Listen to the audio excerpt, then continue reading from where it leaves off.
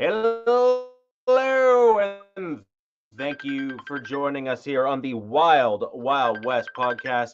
My name is Richie Richey of the MHRT Network.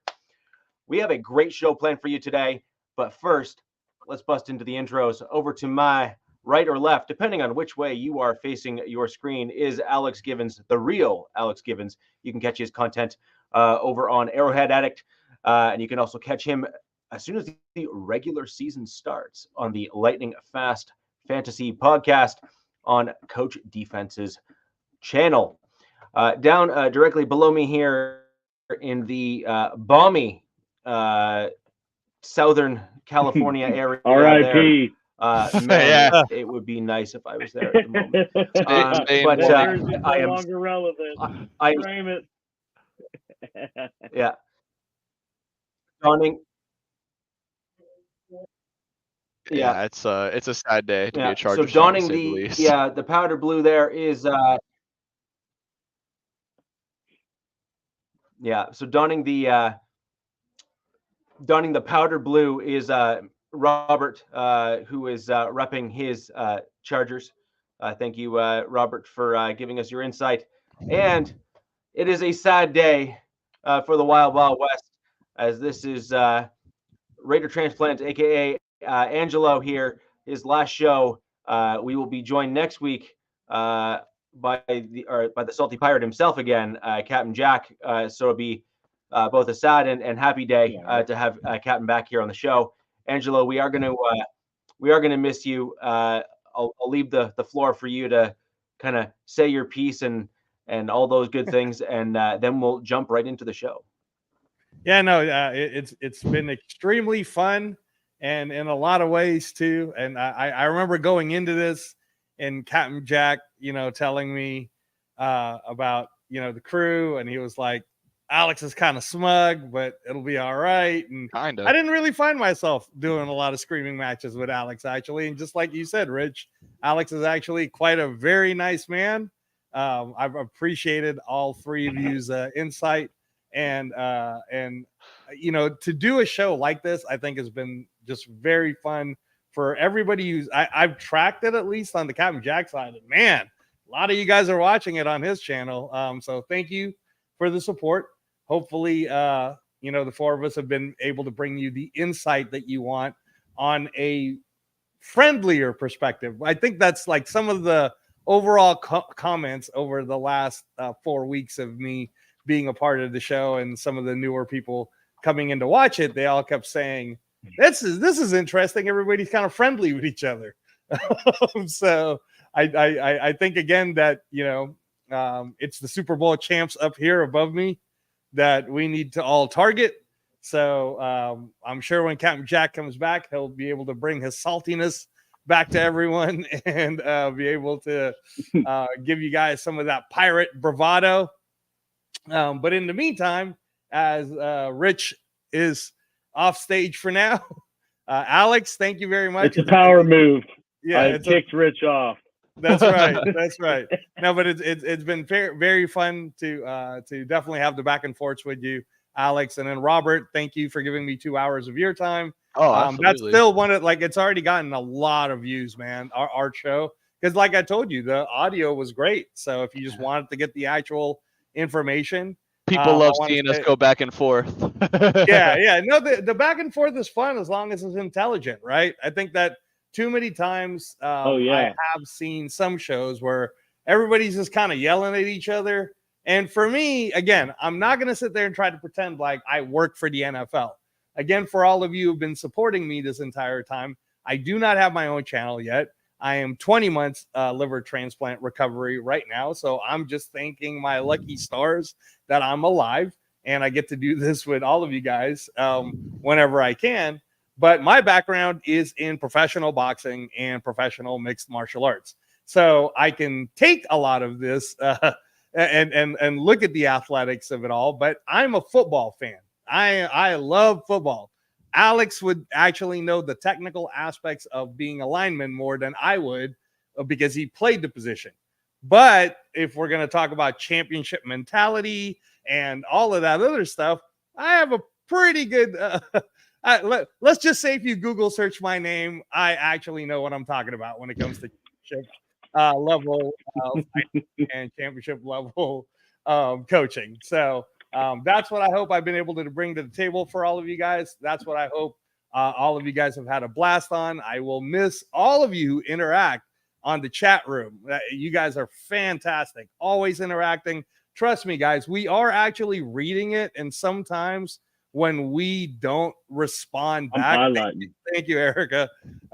It's not because we're not seeing it; it's because we're like in the middle of a discussion, which is what we're going to do today. So, in the meantime, as Rich is doing his thing because he's trying to get ready for my final show, where he knows I'm going to bring a ton of stats, and all of you guys who watch on the Captain Jack Rackham show, I keep bringing all these final stats. I believe today, Alex, if I'm not mistaken, Robert, we are going to be talking about where we actually are at now that free agency started to slow down, although there are some names out there and there are some things that we still need to address.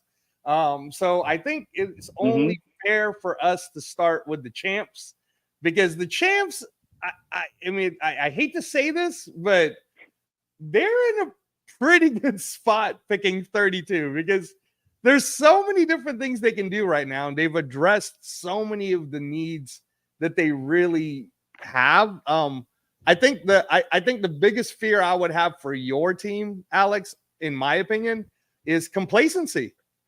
Winning back-to-back championships, man, tends to make people do crazy stuff like travel all over the world to watch the Eras Tour, get a little bit more famous, and do a bunch of stuff. You know, Ladarius Sneed getting paid like $20 million.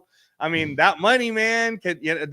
I will tell all of you guys who are watching from the Raider Nation that when I do my boxing, MMA, and Raider show this Sunday on the Captain Jack channel, Sunday at 6, I'm going to bring up the Marvin Hagler phrase.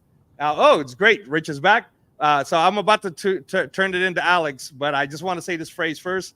So as I was saying, Alex, the one weakness I can see you guys having is the complacency, because as Marvin Hagler once said, it sure is hard to get up in the morning to train for your championship fight when you were wearing a silk robe the night before going to sleep. And I think that the $20 million for Sneed, highest paid player for Chris Jones, Travis Kelce has got the greatest sugar mama he could ever have. Patrick Mahomes is on top of the world. So I don't know, man. Does the champs got the vigor left to go for the three-peat, something that's never been done before? Yeah, I mean, I guess when you're at the top, the only place to go is down, right? So it's really the only thing you can hope for if you're not in the Chiefs kingdom. But yeah, I mean, I've really liked the moves they've made, so far this offseason. I know we talked at length about re-signing Jones, since we talked last show about the free agency period. They, certainly made, a few more signings, more so re-signing guys back. So pretty much you look across the board outside of a few depth pieces from last year, it's pretty much the same team, still with a hole at left tackle right now. But then, the big splash signing at the end of it, heading into the weekend or what weekend or Sunday, it was announced that they signed Hollywood Brown, which I did say, last week that I thought they were going to go still utilize the market to get a wide receiver and add some more depth. And honestly, looking at the contract now, the specifics have come out. They got a pretty hell of a good deal for someone who, no one can deny is fast, and brings some of the same Tyreek traits to this offense that we haven't had. I'm not saying he's Tyreek Hill. Obviously, he hasn't proven that.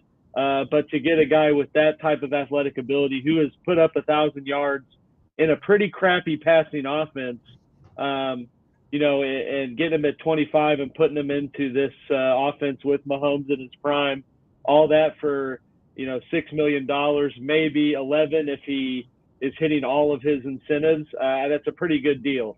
And that's kind of what we've seen KC do these past few years with some of these tweener guys that, were early picks with a lot of promise, didn't necessarily pan out. And then they bring them in for a 1-year deal of like, hey, come here, produce, prove to the rest of the league that you can still put up numbers and go get a bag somewhere else. We saw Juju do that. Tyrann Mathieu to some degree, but he was getting paid pretty good, but he definitely got paid more to go to New Orleans. But you've seen them do that with some of these kind of middle 25 to 27-year-old players that haven't really done much. But yeah, I mean, hard not to be excited about the Hollywood Brown signing. Like I'm not going to act like again that they brought in Tyreek Hill and he's good for 1,500 yards and touchdowns. Yeah, Alex, I'm going to let you keep going because you deserve to. When the Hollywood Brown signing happened for me, I was like, "Are you effing kidding me?" Honestly, you already have like you were already going to get. I don't know, Adonai Mitchell, Xavier Worthy, Lad McConkey. I mean, like I was like, you're already gonna get somebody anyway. Why, Hollywood? Why would you do this to us? They can still get him. Go stay in the NFC or something, right? The only other thing I think at the end of the day. Go ahead. I'm just saying, I think at the end of the day, we see that there are some players who I think it's a very big appeal to come play in the Andy Reid offense and play for Mahomes. I mean, when you look at Hollywood Brown, started his career off, he was in a Greg Roman offense with not fully developed Lamar, and then gets traded to Arizona with Kyler and then Josh Dobbs and all these other people. So I mean, to him, I kind of got the sense that he was testing the market. For whatever reason, outside of Jerry Jeudy, we saw that the market was pretty just Jeudy and Ridley. We saw the market was pretty bare for receivers. Richie's probably really happy about that. Man, I could not believe those numbers. I was going to wait for Rich to talk about that when we get to it, but go ahead. Yeah. Is that it for you with the Hollywood Brown? I mean, it like I said, great signing, hell of an athlete, like very excited to see how they use them. I think adding a little bit more of a higher caliber receiver in free agency, I think is going to lend us more to seeing them go tackle in the draft. I mean, everyone in the world right now is mocking every wide receiver, Xavier Worthy and such to the Chiefs right now, but I really do think that by them securing Hollywood Brown, that firms up some of the draft plans. On top of seeing guys like Tyron Smith go to the Jets, and kind of the open left tackles out there are sort of bare now. So I mean, great way to cap off free agency for the Chiefs. Like I said, they re-signed Derek Nandi and Turk Wharton, so pretty much brought back all the defensive line outside of Mike Dana, who's still unsigned. And then on top of other players lost, we saw Jody Fordson, who was kind of a promising tight end, but I mean, he ended up never really staying too healthy to do much, but he went to Miami, I think for a 1-year deal. And then Mike Edwards, kind of the ball hawking safety we had, sort of played that rover spot a lot this year, ended up signing with the Bills on a 1-year deal. But yeah, like I said, pretty solid free agency to not lose, a lot of big pieces, and continue to add to the explosiveness and athleticism of the offense.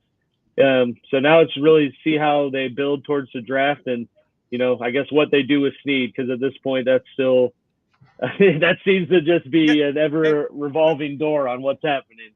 I'm glad you brought that up, because I was going to ask you this before we went on to the next person on the panel. Is I know that at 32, a lot of people are already going, great. It's going to be Adonai Mitchell, Lad McConkey, Xavier Worthy, like you name it, right? All these great wide receivers that's going to drop on that second tier, but don't exactly suck. And on an offense like the Kansas City Chiefs, as why I picked Rashee Rice, everyone in the Fantasy Football League, picked him as my wide receiver 3, right? I was smart enough to do it in his rookie year. People thought I was crazy, but I was like, no, man, Rashee Rice is going to do great. Is it possible because of this big fat paycheck that Ladarius Sneed is still getting, and you haven't restructured it? Could Kansas go corner? Because I saw Kool-Aid McKinstry today, and for a guy with an injury, sure looked pretty good. And at 32, man, I mean, like I know Quinion Mitchell's being talked about, which obviously makes sense. The way he dominated everybody in the Senior Bowl should make him be the first defensive back, cornerback off the draft. Plus, I like him too. AP, Antonio Pierce, for all of you who don't know who that is sitting there chopping it up with the 20-year-old Terrion Arnold. So it's making everyone think, well, maybe we'll get Terrion Arnold at 13, although I'm not so sure about that still. When I get to my segment, I'll talk about it. But man, I think about Kool-Aid McKinstry. Matt earlier in the show. Yeah, I think about Kool-Aid McKinstry going to the Chiefs, and I'm getting really upset about it. So what do you think? What do you think? I mean, I would not be upset. So on the Sneed thing, there's certainly been a lot of, but I think what is confirmed is, at least the Colts and I think I can't remember who the other team now, but there are at least 2 teams that were pretty aggressively interested in Sneed, and I think it came down to compensation and the money he was wanting, which is reportedly to be the highest paid corner in the NFL. More power to him from trying to maximize on his worth. But the Chiefs obviously aren't going to pay that. And it appears these other teams aren't going to pay that. There's been reports that a deal was done to the Colts. So that kind of just the fact that that's still coming out probably lends me to think that teams are still trying to take a bite at the apple. And I think it's going to ultimately come down to Sneed or his agent or whoever's, in his ear. Like, hey, do you want to, play for 1 year at 20 mil and then we'll try this again? Or are you willing to, take a little bit off for more longevity with someone else? And so I think that's really because from what I've seen, the Chiefs are absolutely comfortable and they've already made the moves to have the space to afford him on on the tag for 1 more year and still, make other moves that they need to make. So, like I said, I think that they kind of put their cards on the table and said, it's up to you now, which, I think they played that out pretty well from a perspective of, being strategic with the numbers and kind of letting him go test the market and find out that teams aren't really willing to pay him, what he thinks he's worth. So, we'll see how that goes, but I definitely could see them, going kind of wherever they want with this 32 pick in terms of where they want to kind of rebuild, that room, whether that be a corner, knowing Sneed's probably gone in a year, because we kind of saw him do that with McDuffie, trade up and get him. So I think that's why I said I think bringing in Hollywood Brown kind of knocks receiver as much of a glaring need as I would have said it was last week, which I think then kind of opens the door for them to sort of play the board and like, oh, hey, Arnold's falling or some tackles falling. Like we can try to make a move to go up and get that and shore up our piece, wherever that is. Because, I mean, as smug as people say I am, I think it is pretty apparent that they don't really have a lot of holes in their roster, given the fact that they just won back-to-back Super Bowls and basically re-signed everyone. Now, it's kind of the moves they make now is what I'd say sets up the potential longevity of their success. Mm-hmm. Once you see Kelsey, Jones, kind of the old regime sort of age out. So that's why I think it was good to get Hollywood Brown, even if it is for a 1 year deal, because that lets them, not kind of be hogtied to like, I have to get a wide receiver here in this first round. Now they can, kind of just, like I said, let teams do what they're doing, let the board play out, and just, build some depth where it's most valuable. Yeah, you guys are definitely going for the three-peat this year. That's what all your moves tell me. You guys are going full hard into the next year. Yeah. You're investing. It's the perfect place for a lot of the free agents to go. You get 1 year prove-it deals in a place in a team that wants to win now, and you get to be with the best quarterback. So it was the best option. Consistent. Yeah. No, I was gonna say it is so impressive. Every time I'm done talking. I mean, I was just gonna say, Alex, that it is so impressive because I've even thought of scenarios in where the bombshell of the Vikings now having both the number 11 and the number 23 picks gives them a chance. And the first thought everybody was saying is, oh, they're definitely trading up to go quarterback. And I'm like, not so sure. Because having that number 11 pick with the number 23 pick now, can you imagine some insane happen? And I'm just going to throw this out there because they do have the money to do this and they need a cornerback. Vikings go call the Chiefs and go, listen, man, you give us your 32 and you give us Snead right now. We'll give you number 11. Hell right? no. No. What? You don't think Snead? I I mean, mean, Snead's asking to be. They still maybe- got to sign Snead. You just draft a corner at 11 if you want to do that. So you don't think Snead is a capstone piece? Hell no. We mentioned this career year. Yeah. No. Okay, so this is not a knock on Snead. Okay. Snead has actually. Well, I would love for that to happen. No, like, did you just see Alex's face light up? He's like, tomorrow, right? Like that. Yeah. Yes. Like, yeah, exactly. Like the answer to this is no, and this is why. Everything that the Chiefs have done has been telling you that they're valuing Donald and not Snead as an organization. Yeah. Okay. Now, that is not a knock on Snead. Jones. Yeah. Sorry. He meant Jones. I was like, wait, Aaron Donald just retired. Sorry, I just had a thing in my peripherals of Aaron Donald here. So I meant Chris Jones. So you have Chris Jones, and he's the priority for your organization. He showed that he was worth it. What you saw in the Super Bowl, like he was the reason, in my opinion, for that Super Bowl turnaround for the Chiefs. I just wish he actually got more credit. Not that he's not getting credit, but I wish he got more credit for what we saw in the field. Because I actually think he deserves it. Well, unfortunately, he started the same time as someone else that you just mentioned, who was a little bit better at the first stretch of everything. Yeah. So no, but what I mean in terms of what I mean when I say that is, Mahomes got all the credit and all the accolades for the Super Bowl and the win and everything. But in fairness, in my opinion, I think Chris Jones was probably the bigger difference maker in terms of turning the game around. It's just he doesn't get the flash plays. He kind of does the dirty business, the dirty yards, the dirty things on the field, but he does them at all the right times in the game. And unless you're kind of a little bit more involved in football, you kind of miss those things a lot of times on the screen when you're watching. You just kind of say, oh, it was a play. But you're like, no. Back that up. Think of when that play occurred. Think of how that play occurred. And then also think of in a chess match, if that team had not had that play broken up by Chris Jones, where the Chiefs would have been on the field at that particular moment and the likelihood of the Chiefs being able to say, stop them and then getting the ball back, et cetera, et cetera. So I think that there's just a few things that are maybe being overlooked with Chris Jones when the average fan and the media kind of really assess the situation. But I digress. We were talking about Snead, and that is he is not being valued by the Chiefs. So why on earth would the Vikings? He's not really being valued by anyone. No, he's not.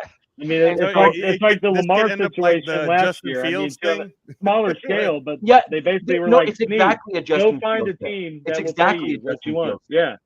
It's exactly that. So what's he worth? He might be worth a fourth or a fifth to another team right now. Wow. Because they also know that he's going to be expecting and, in fairness, earned a larger contract. But it's where's the interest? I might be the only team interested in bringing him in, but I'm not going to be giving you a first. I'm not giving you a second. I would say his upper value right now for most teams is a third. And I think if we're being fair, I think the issue here right now is I think the Chiefs want minimum a second. And I think the problem is that most teams are only willing to go to a third or maybe a fourth, and the Chiefs are like, and they're kind of reluctant, and they're kind of almost saying, we'd rather pay him a year and keep the dude than only take a third for him, which if I'm going to be honest, I actually think is short-sighted for the Chiefs. I actually think the Chiefs should take a third or a fourth for Snead if they're being offered it, because they already know they're not bringing him back next year. So you may as let well him walk get, free. Maybe they will. I mean, that's why I think it's still a revolving thing. Yeah. I want to just ask this then, Rich, because you do know this type of stuff. With Snead, what is our current ceiling comp for a guy like him right now? Because is he a shutdown corner? Is he more of a zone corner? Can he do multi-purpose? Because I know that, for example, if the Raiders were to offer Alex's team, hey, man, we'll give you the fourth, give us Snead, they'll say, heck no, we're not trying to make you better. Of all the teams we're going to give them to, it's definitely not going to be the Raiders. You guys have Jack Jones. We're not about to partner Snead up with Jack Jones. But a team like the Colts, I think Space Beast put in the comments that, hey, third rounder, that'd be a fair offer. The Colts will offer a third. I think they already have Kenny Moore. So what is Snead to you, or in your best description for people who don't know what type of a defensive back, cornerback Snead would be? What would you call him? I would put him. Do you know who I think is a reasonable comp that we've seen in recent years? I would say Richard Sherman. Ooh. And I'm going in that direction because Snead and Sherman both have pretty stellar stats. Snead doesn't have good corner. I'm not saying they're not good corners. That's the thing. I said I'm not even knocking Snead. Fantastic and system. I truly meant that. I think Snead is an excellent corner in the NFL. I do think he fits a specific style of play, just like Richard Sherman did. I do think that Snead benefits from an incredibly gifted defensive coordinator who puts him in the best possible positions to succeed. So I think that that's something that needs to also be factored in. And if we're going to be honest, Richard Sherman had the same benefits when he was with the Seattle Seahawks. He had an excellent defensive coordinator who put him in great positions to win.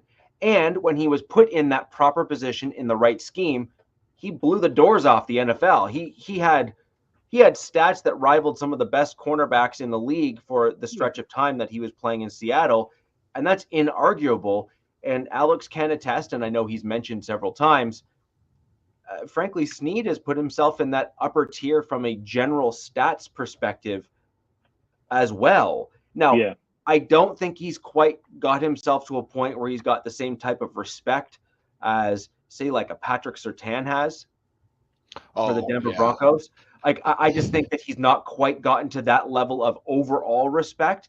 But in the Kansas City system, he has gotten himself, in terms of reputationally at least, he's kind of like that one notch below a Surtain, in my opinion, in terms of in the eyes of the league. And that's also exactly why he's not garnering a first-round pick like you suggested, or this massive draft capital that you're suggesting, is simply because he's going to be needing to be paid at or near the top end of the cornerback market. But he only fits a limited number of teams that would want him there because he doesn't have that absolute versatility in terms of skill sets. Okay. So he would really fit in like the Commanders right now, who have both the money and Dan Quinn as their head coach to throw him in something. Snead's thing is that Spagnuolo lets him be aggressive. So we saw it in the playoffs. He folded Tyreek by pressing him, and that is how that's like part of his game, is that I'm going to be like so after you that you're not going to be catching stuff because you're going to be worried about what I'm doing. And I mean, if you go look at what he did this whole year, anyone that he lined up against, he shut him down. Now, the year before that, he led the team in tackles, which isn't a good thing, but was pretty, not as good as he was this year in pass coverage. So, he hasn't been the shutdown force, through the whole time he's been with KC.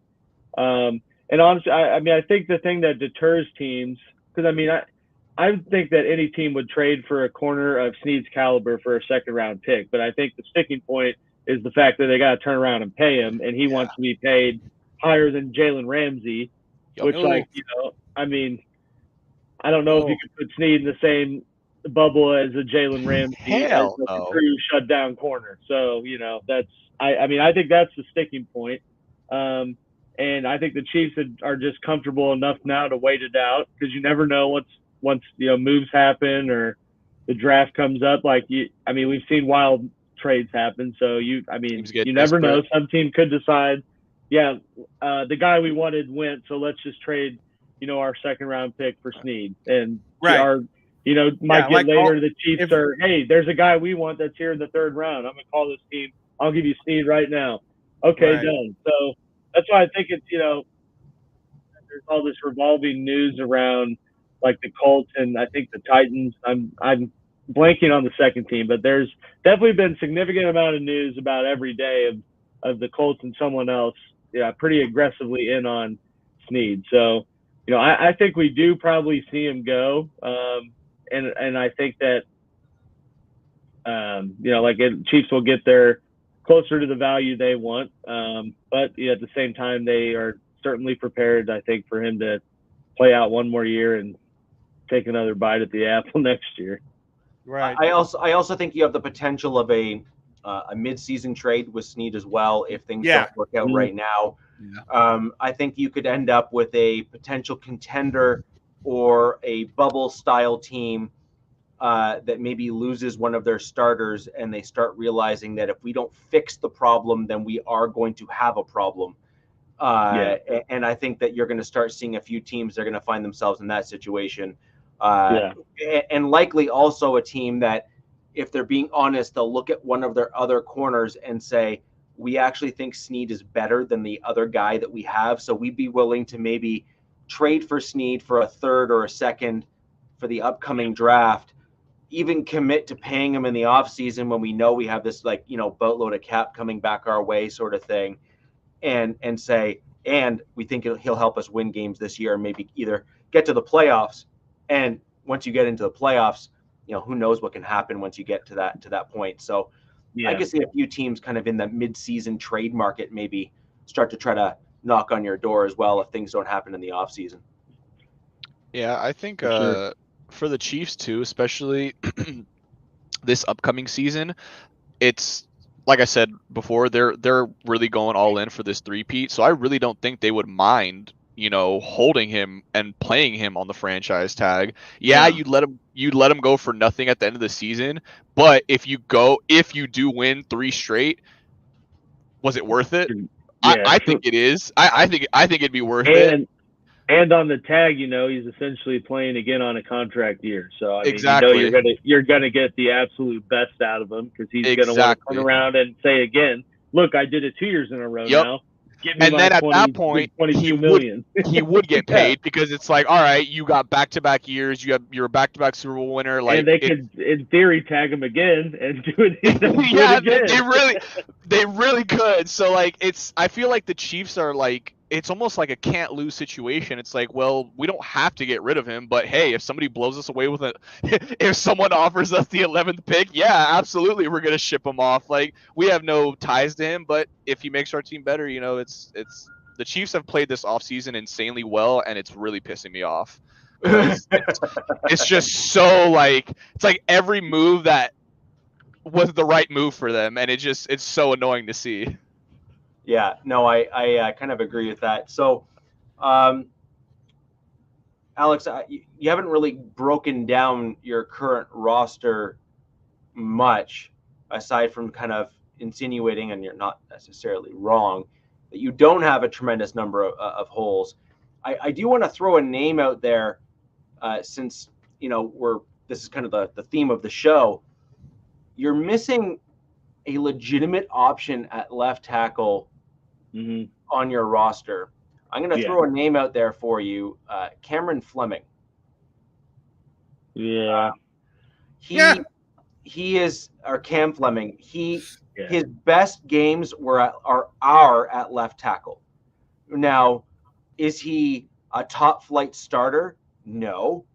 Is he, you know, this elite, you know, blow the doors off? No. but is he an absolute serviceable player that will help you win games when he's put in at left tackle? Yes. Like yes, the answer is yes, because I've seen him do it. He is an absolute well above average left tackle at the NFL level. And what that would ultimately do for you is allow you to not be handcuffed to a certain position group coming into the draft.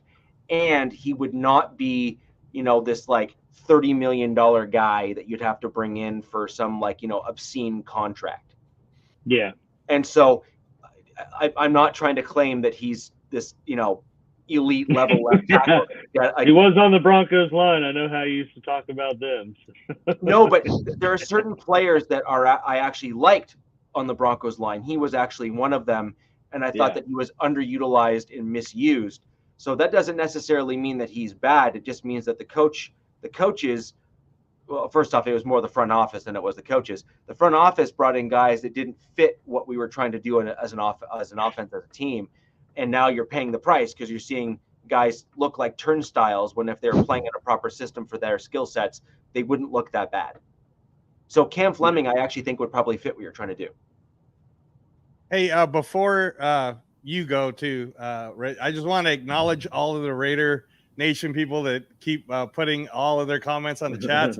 And John Leon, look, remember that this is the way of war, man. You reel them in. I've been talking very nicely about Kansas, but do I believe that we're going to win the AFC West? Of course I do. So when it gets to my part, don't worry, I will talk about how amazing the Raiders are going to be. But go ahead. Sorry, Rich. Well, I know that drugs are plentiful in Las Vegas, and that's good. That is good for you. That is absolutely good for you. And I would also imagine that you probably still have like the really good Tylenol at home. Oh no, I don't. Yeah, no, I can't do that. But I do have some very strong. It's the higher level. Right. So stop taking cool, that. Kev, it is not the same. All right. Transplant, liver transplant medication is very strong, and if there is pain that will come my way, believe me when I say I have the strongest level, other than what you could get in the hospital, which is what they call Dilaudid. That's the kind where you literally just press it and you get the juice right away. So. Yeah. So stop taking that. It's impacting your judgment. Okay. 11th overall pick, man. Seriously. But save that for at the end of the season, just in case, because it could be helpful. You know what? I'll say this to all the Raider Nation people. When we win the AFC West, or how about if once it's starting to look like we are going to win the AFC West, I'll jump back on the Wild Wild West show just because I was on the record saying that we're going to win the West. We're just going to win the West. I'm sorry. At some point, the Raiders will bounce back. They will. It's just inevitable. There's too much parity in the NFL, and I'm not even saying that that's never going to happen. That's just you have to be insane to make a comment like that and actually mean it. My point is that not this year. Yeah, no. Right, like not this year, right? Yeah. Like not this year. That's all I gotta say. I will have a very strong factual rebuttal on why I believe we will do it, but go ahead, sir. Yeah, you do your Denver thing. Sure. So I just want to throw over to Alex and just kind of get his thoughts on, you do have some roster holes, and it's never a good thing to go into a draft to kind of say, like, as an example, let's just for argument's sake say the scenario that you were talking about plays out, where you're coming into the draft and you think a guy is going to fall to you, and you think you can trade up. Well, the problem is if I'm a team that you're trading up with, I'm going to be like, dude, you don't even have a left tackle on your roster. I know who you're going for. So if you really, really, really want my pick, I was going to be willing to take, your first and maybe like a third or a fourth, but you can throw in a third and a seventh, and then I might consider it because I know you really need it. Like, you know what I mean? Like, it's you know what? To put in supply and demand. I'm trying to understand this trade, Rich. To put it in perspective, though, it's almost the exact opposite to the position you're in with Snead, right? You're in a position where you absolutely need to trade up to get a player. So therefore, another team is going to try to kind of put your feet to the fire to get more out of you. Whereas now that teams know you don't really want Snead, they're like, I ain't giving you crap. Yeah. I mean, yeah, I kind of get what you're saying, but I don't think that the hole at left tackle is as like big as they don't have anyone, because they did draft Wanye Morris last year, who started 2 or 3 games at left tackle and looked okay at times. I mean, he was a rookie, 3rd round pick rookie, but he was, I mean, I'd say played better than probably the other rookie tackles if they even got some time. And not to mention that Donovan Smith was like the worst rated PFF lineman, one of the worst rated PFF linemen last year. So it's not like they're really, replacing too much. But so that's why I'm not too sure what they're going to do, because I would have thought if they thought they had such a big hole at left tackle, that they would have told Tyron Smith, like, whatever money you want, come for a year and we can, figure that out. That, like, they tried to do with Donovan Smith, and maybe they do that with Bakhtiari or someone like that. But otherwise, I would think that they're, like I said, planning to just see where the depth kind of falls, because that's really all they need to do now is just add their depth. And, maybe they see if Wanye Morris can, take the starting role and they draft some other competition, 2nd, 3rd round. Maybe they do go early, but I don't know. It's just, I think by, like I said, signing Hollywood Brown just kind of opened the door for really they can do anything, because they just really need to just build depth kind of across, really across the board. Because I'm looking at, like, you're looking at about 10 guys that were probably, depth pieces that they did not re-sign and still pending free agents, across like running back, a couple wide receivers, a defensive end, and a linebacker. So really, I just think that's kind of what the focus of the draft will be now, is just probably the best value, barring any other signings, probably just the best value at whatever position that or tackle is, there, just to add depth, and maybe you find your next replacement guy and, you can move on from someone elsewhere. I mean, like, because we saw them trade up and take McDuffie 2 years ago, and I wouldn't have told you that they needed a cornerback. Like, that wasn't the biggest need, but they traded up because McDuffie was a beast and fell, and they knew that Buffalo wanted him, so they had to get in front of Buffalo. And in that scenario, who traded with them? I'm pretty sure the Patriots, probably to say, this would be a fun FU to Buffalo. Like, we'll do this with you. Yeah. Thanks, Patriots. Yeah. No, and just to Rich, before you go, just so that I can add on to that, and I know Raider guys, all the Raider Nation people think I'm being friendly to Kansas, but I'm just speaking facts. But at number 32, you could go get a guy like Tyler Guyton, and Tyler Guyton is a guy that can play both of those ends, and he balled out at the Senior Bowl. He was dominating everybody. Yeah. So honestly, man, that the Hollywood Brown move was the move that made everybody go, great. What are you going to do now? Offer Mike Williams $2 million and then he's going to come here too? So thank goodness Mike Williams liked that New York Jets sandwich. I don't know if you guys saw that clip where he was eating somebody from New Jersey sent them this amazing sandwich, and then he took a bite on the sandwich and he said, "Oh, this is why I'm going to sign the deal right now." This sandwich is amazing. So thank you, Mike Williams, for leaving the division. Goodbye. So I'm going to kind of jump into just a little bit of the Broncos roster, which I saw a comment here. Yes, I do expect that the Broncos are not going to do particularly well this season. I think that this is a culture year. So I think what you're going to probably start to see is a turnaround in terms of certain elements of the team, but regression in other elements of the team.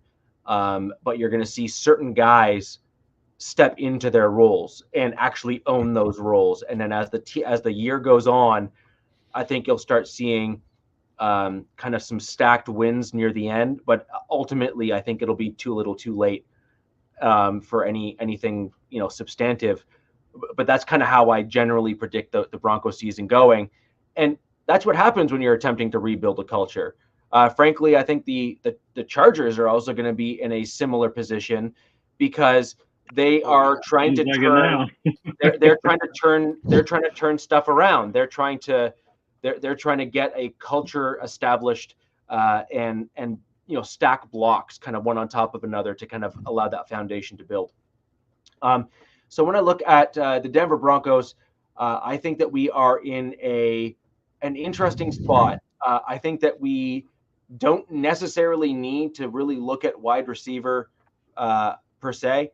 I think that we have enough of them on the roster that are good and with enough diversity in terms of skill sets that we will do okay. I said it on this show last year going into this season. Alex, you'll probably remember this. Jalen Virgil was the one guy, in my opinion, that Sean Payton had big plans for, and then he got hurt in preseason in the early stage of the year. And I think there was many 4-letter words said by Sean Payton because he seems like a Sean Payton type guy. He's that under the radar dude that's got wicked speed and good height. And I think that he was going to be working with him on sharp, crisp routes to try to get him in certain spots at certain places. You saw him come on the end of his first year with the Broncos, where he got open and caught some nice touchdowns when he was when Hackett was here. And I think that Sean Payton was just like, man, if you can do that in that system, man, I got some plans for you. And I think he got hurt as a result, and it really kind of tanked some of the plans that Payton had for him at the wideout position. Where I think is going to be the most interesting thing for the Denver Broncos is going to be the offensive line. What the team has already shown that they're basically willing to kick the trash out the door, regardless of the contract. Like they've already shown it. Like, we own the worst trade in NFL history right now, objectively speaking. It's not objective. It's the worst trade in NFL history. No, but it is objectively the worst trade. Like there is no, but if you look at it from this way, there is no other angle. There is one angle. Yeah, it's bad. Yeah, it's bad. It's bad. Okay. So interestingly enough, there's been lots of talk around Garrett Bowles and kind of his status with the team, given his higher salary and questionable play on the field. While he hasn't been called, he hasn't really been super hurt, really, if you're going to be honest. He's had a couple games here, a couple games there. But it's more, if you actually look at the tape, if the refs ever started calling holding calls, he would be right back where he was in the early stages of his career. And because he hasn't really improved that element of his game as much as at least I would prefer. And so then the question becomes, who fills in for him? And do we draft a guy to maybe replace him? Does it become a draft day trade? I don't know. I'm just throwing some things out there. We do have a guy that I was very excited about last year, who was just a college free agent in 23 by the name of Alex Plazlowski. He really looked great in the preseason games where we saw him just before he ended up getting hurt with a kind of a very fluke injury. I'm not really concerned about him being injury prone unless he kind of repeats something like that again this season, which I don't expect he will. But he really could be that kind of unknown dark horse candidate on the roster there that most people don't know, but he could be filling in. He could be that guy that just no one understands, or no one, like, why is that guy starting? How did that happen? And I could see him kind of being filling in that role. We also brought in a guy from the New York Giants by the name of Matt Pert. He was a 2020 third round pick. It'll be interesting to kind of see where he fits in the Broncos' plans. A lot of talk around him being a swing tackle. In my opinion, that the biggest thing that we need to start doing is shoring up the offensive line to get a set of starting five solidified and then starting to build depth behind them so that we can start doing what the good teams do, which is you get your starters, you find like the 1 or 2 staple guys on the line that you kind of pay in perpetuity until they're ready to retire. And then you rotate in really good guys as starters, and then you get the depth pieces behind them to learn from the good guys as starters. And then you can start rotating through those guys so you never end up with too much going into the line at any given moment. The bad teams always end up having to go and overpay for an entire line of overpriced free agents, and it almost never works out. Almost never works out. It's interesting to me, Rich, because I know you're getting near the end of what you're saying, that you've totally dodged quarterback as a subject. Because I mean, I'm not a Broncos expert, but you have, is it Stidham and PJ Walker? Is that? Nope. Who is Ben it? DiNucci, baby. Oh, Ben my DiNucci. God. Okay, You have all right. Ben DiNucci. He's got some professional experience. He's not even the best All-Star Italian Ben to play for the DiNucci. Giants. Okay, so XFL All-Star Ben DiNucci and Stidham. He was on the Cowboys. Oh, okay. He Oh, was, okay. All right. Cowboys Nice, time. nice. I like all the experience he's getting. At number on Hard 12, Knocks. I mean, it was just interesting. Like Daniel Jeremiah did his mock draft 3.0, which he picked insanity. And he had Brock Bowers going to the Broncos. That So would be bad. I don't know, man. I mean, I thought that I don't know. I thought correct minds would get together and say, you know, we could really use this number 12 pick to give us more picks since we're going to be losers this year anyways. What are you doing with that number 12 pick, and what are you doing to address your quarterback? Are you waiting for the next great Canadian Football League star to be the guy? What's going on? Well, we are in Colorado, so we do get snow. So, I mean, there is some synergies there between Canada and Colorado, which is why when I visit there, I really don't feel I'm that far away from home, because like a lot of the weather and stuff is similar, and the outdoor atmosphere is very similar to what I have here where I am. And I'm not even in like the city. I'm like way out. So it's, I get some wicked bad weather and stuff here. So, but I digress. The one thing here that I think a lot of non-Broncos fans missed last season when the Broncos did what they did is when the Broncos pulled Russ and put in Stidham, he was put into a very, very, very bland, edited down, poor version of a Sean Payton offense. And the offensive line and the receivers and the running backs and basically all of the other guys on the team had already been kind of coached and had assimilated themselves to that watered down version of the Sean Payton offense. Stidham is a much better processor of the football field than Russell Wilson is, in my opinion. True. I totally agree. Totally agree. Like that. Russell Wilson is not known for sitting there and saying slicing. He's not a processor, man. No, he is. No, I did an entire thing with Robert where I was literally scolding him as to why Aiden O'Connell was better than Russell Wilson right now. He's no, we're not having a discussion again, Angelo. For everybody who wants to see that episode, just go back to the Captain Jack channel. It's the one where Robert Garcia is a part of it. You guys were eviscerating him. But anyways, quiet, Robert. I'm talking to Rich. My conversations with Rich. I 100% agree with you about Jared Stidham. And I can also say that because he played for us. Yeah. And I was kind of hoping. Once a Raider, always a Raider. Yeah. You know, once a Raider, always a Raider. He's one of the good ones. Listen. So my whole point is we don't really know just yet how Stidham is going to look when the playbook is open, when he's asked to actually process and then execute on the football field, make calls at the line. And I think what you're probably going to see is he'll be making the calls at the line, but he'll be doing it within a very kind of controlled box, if you will, to kind of ensure that he doesn't stray too far outside of what's going to work for him. And really that's actually a strength of Sean Payton. Like that's Sean Payton's game. Like he's like, hey Russ, you're really not that good at like figuring stuff out. So and because I can't have you play with stilts or have phone books behind the line of scrimmage to have you see over top of people. We're going to completely modify this offense to allow you to not look like complete trash on the field.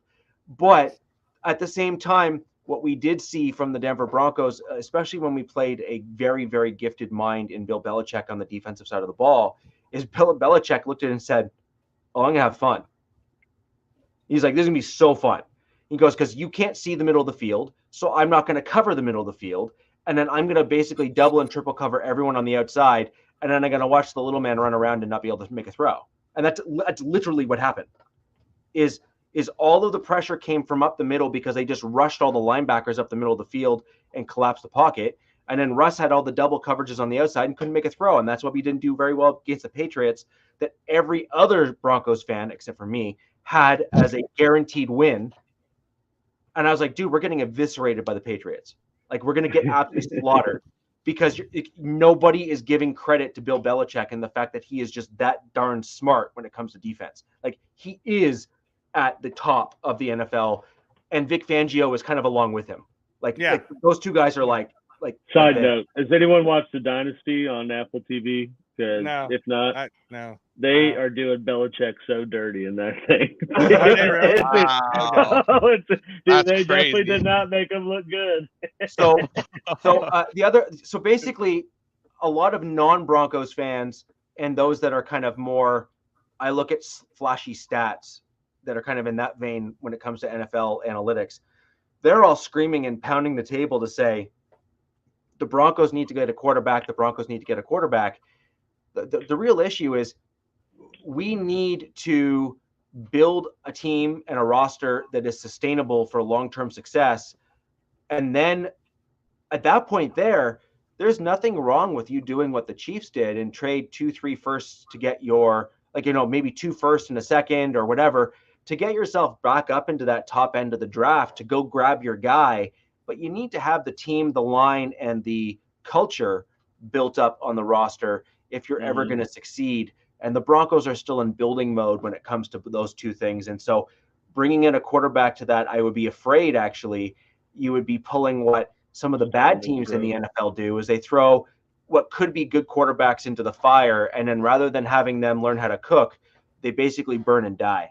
Yeah, which is great, because before Robert talks about, before you get to Robert, I will say, like, Justin Herbert, even though he was thrown into that crazy Brandon Staley fire, is one of those guys where he's the guy. He's the dude. What a pick, man. What a pick. Right. But Phoenix. He was a Phoenix. Like, if you're going to be honest, he was a Phoenix.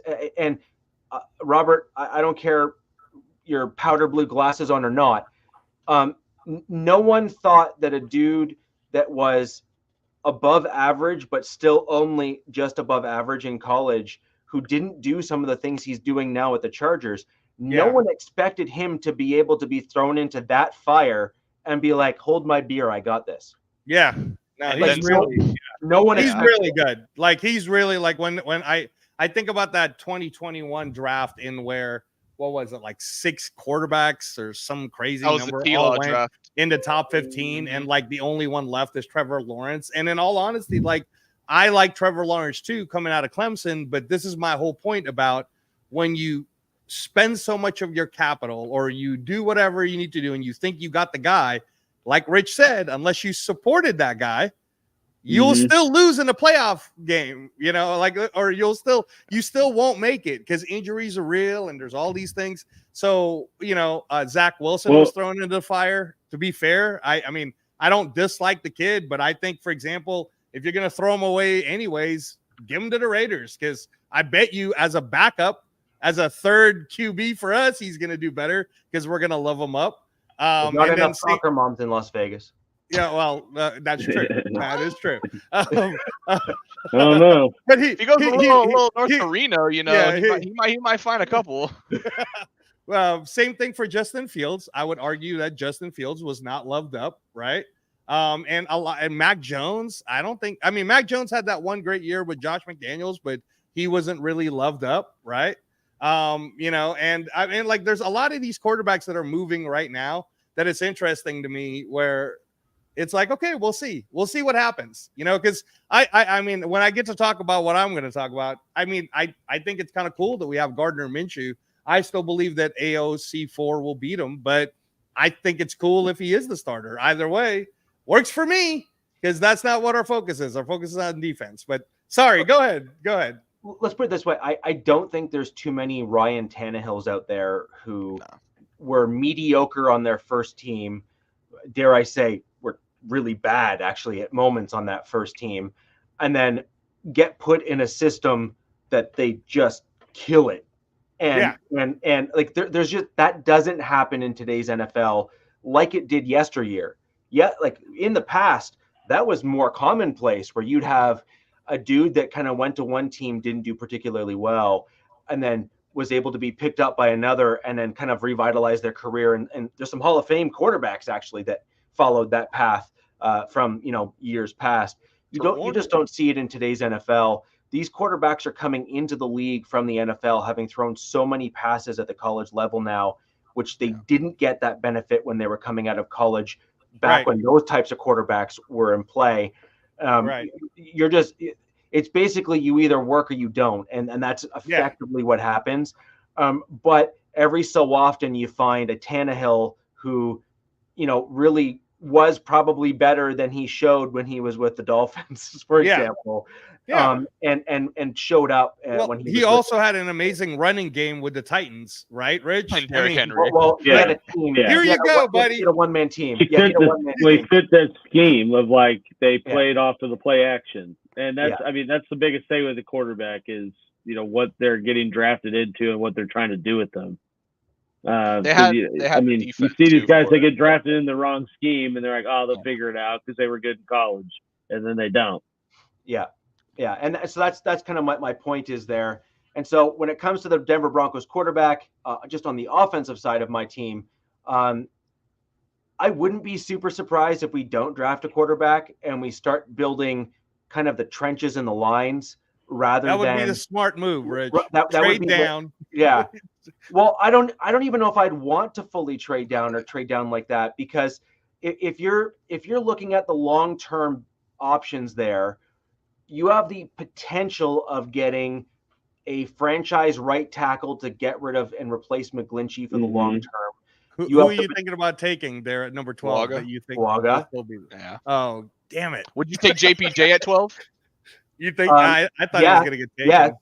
Yeah, you would. Yeah, I think the other thing with staying at 12 too is, I mean, if this draft plays out like a lot of people think, you're going to have a lot of teams trading up for a QB. So then by Denver staying put, you're arguably getting your pick of, a top tackle, prospect that's not a quarterback, because 6 teams went for one. If all the rumors are true, and an interior defensive line is another option at that pick as well. To get an interior pressure pass rush style guy that the Broncos really haven't had. Byron Murphy, that's your guy. He's a guy that I'm eyeing.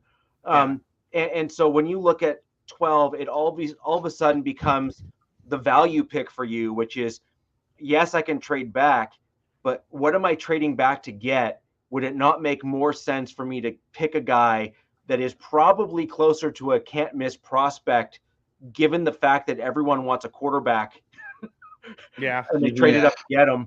And then we're going to kind of zig when everyone else zags, but we're looking at it from a multi-year process instead of saying we need to do it right here, right now, and that's it. I think that's kind of where I'm at with it. Sure, it's too bad Sean Payton's the leader, though. So we'll see what he does. He's trading everything to go get JJ McCarthy. I think you guys are in a solid situation, though, in the draft, because kind of like where the Chargers are in a sense, you're more than complacent staying at 12. But if somebody comes and offers you a pretty nice little haul to move up to 12, if there's somebody they love, I feel like they take that in a heartbeat, because you guys, like you said, you're trying to rebuild those lines. You're trying to start in the trenches. So you only do that with more picks you have. And I feel like the Broncos don't have, if they were in need of something insanely desperately, not named QB, they would go for it. But because you have so many positions and that dead cap that you're still looking at Russ, I agree with your approach. You take the non-sexy picks and you build out that line. So even if Stidham, has to rock with y'all for a year or two, at least he's not getting his head ripped off every other play, and maybe you guys have some form of offense behind a decent line. That's exactly it. And then when we start looking at the defensive side of the ball, we brought in Cody Barton from Washington, who was an absolute tackling machine for them, and I suspect that he is going to fill in quite nicely for the outlaw Josie Jewell. Yeah. Now, Jewell was never my favorite pick. I always felt that he was a little slow, but what you started to see from Josie Jewell is the game started to slow down for him because he started to process the field much faster. And so you started to see anticipation from him to make up for his athleticism or the lack thereof compared to the others. And he started to almost look faster, even though he wasn't. He was just processing the game so much quicker that he wasn't hesitating before he had to do things because he just knew it. Yeah, and Sean Payton would love to have him at QB. Right? Yeah. Anyways, Cody Barton, I think, is going to fill in really nicely there. Baron Browning was actually starting to look fairly good at edge, which he'll be back as well. Which He's pretty solid. Yeah, Nick Browning. Benito was also starting to take those next steps. No, he wasn't, blow the doors off as an edge rusher, but he had moments. Bonito, but he had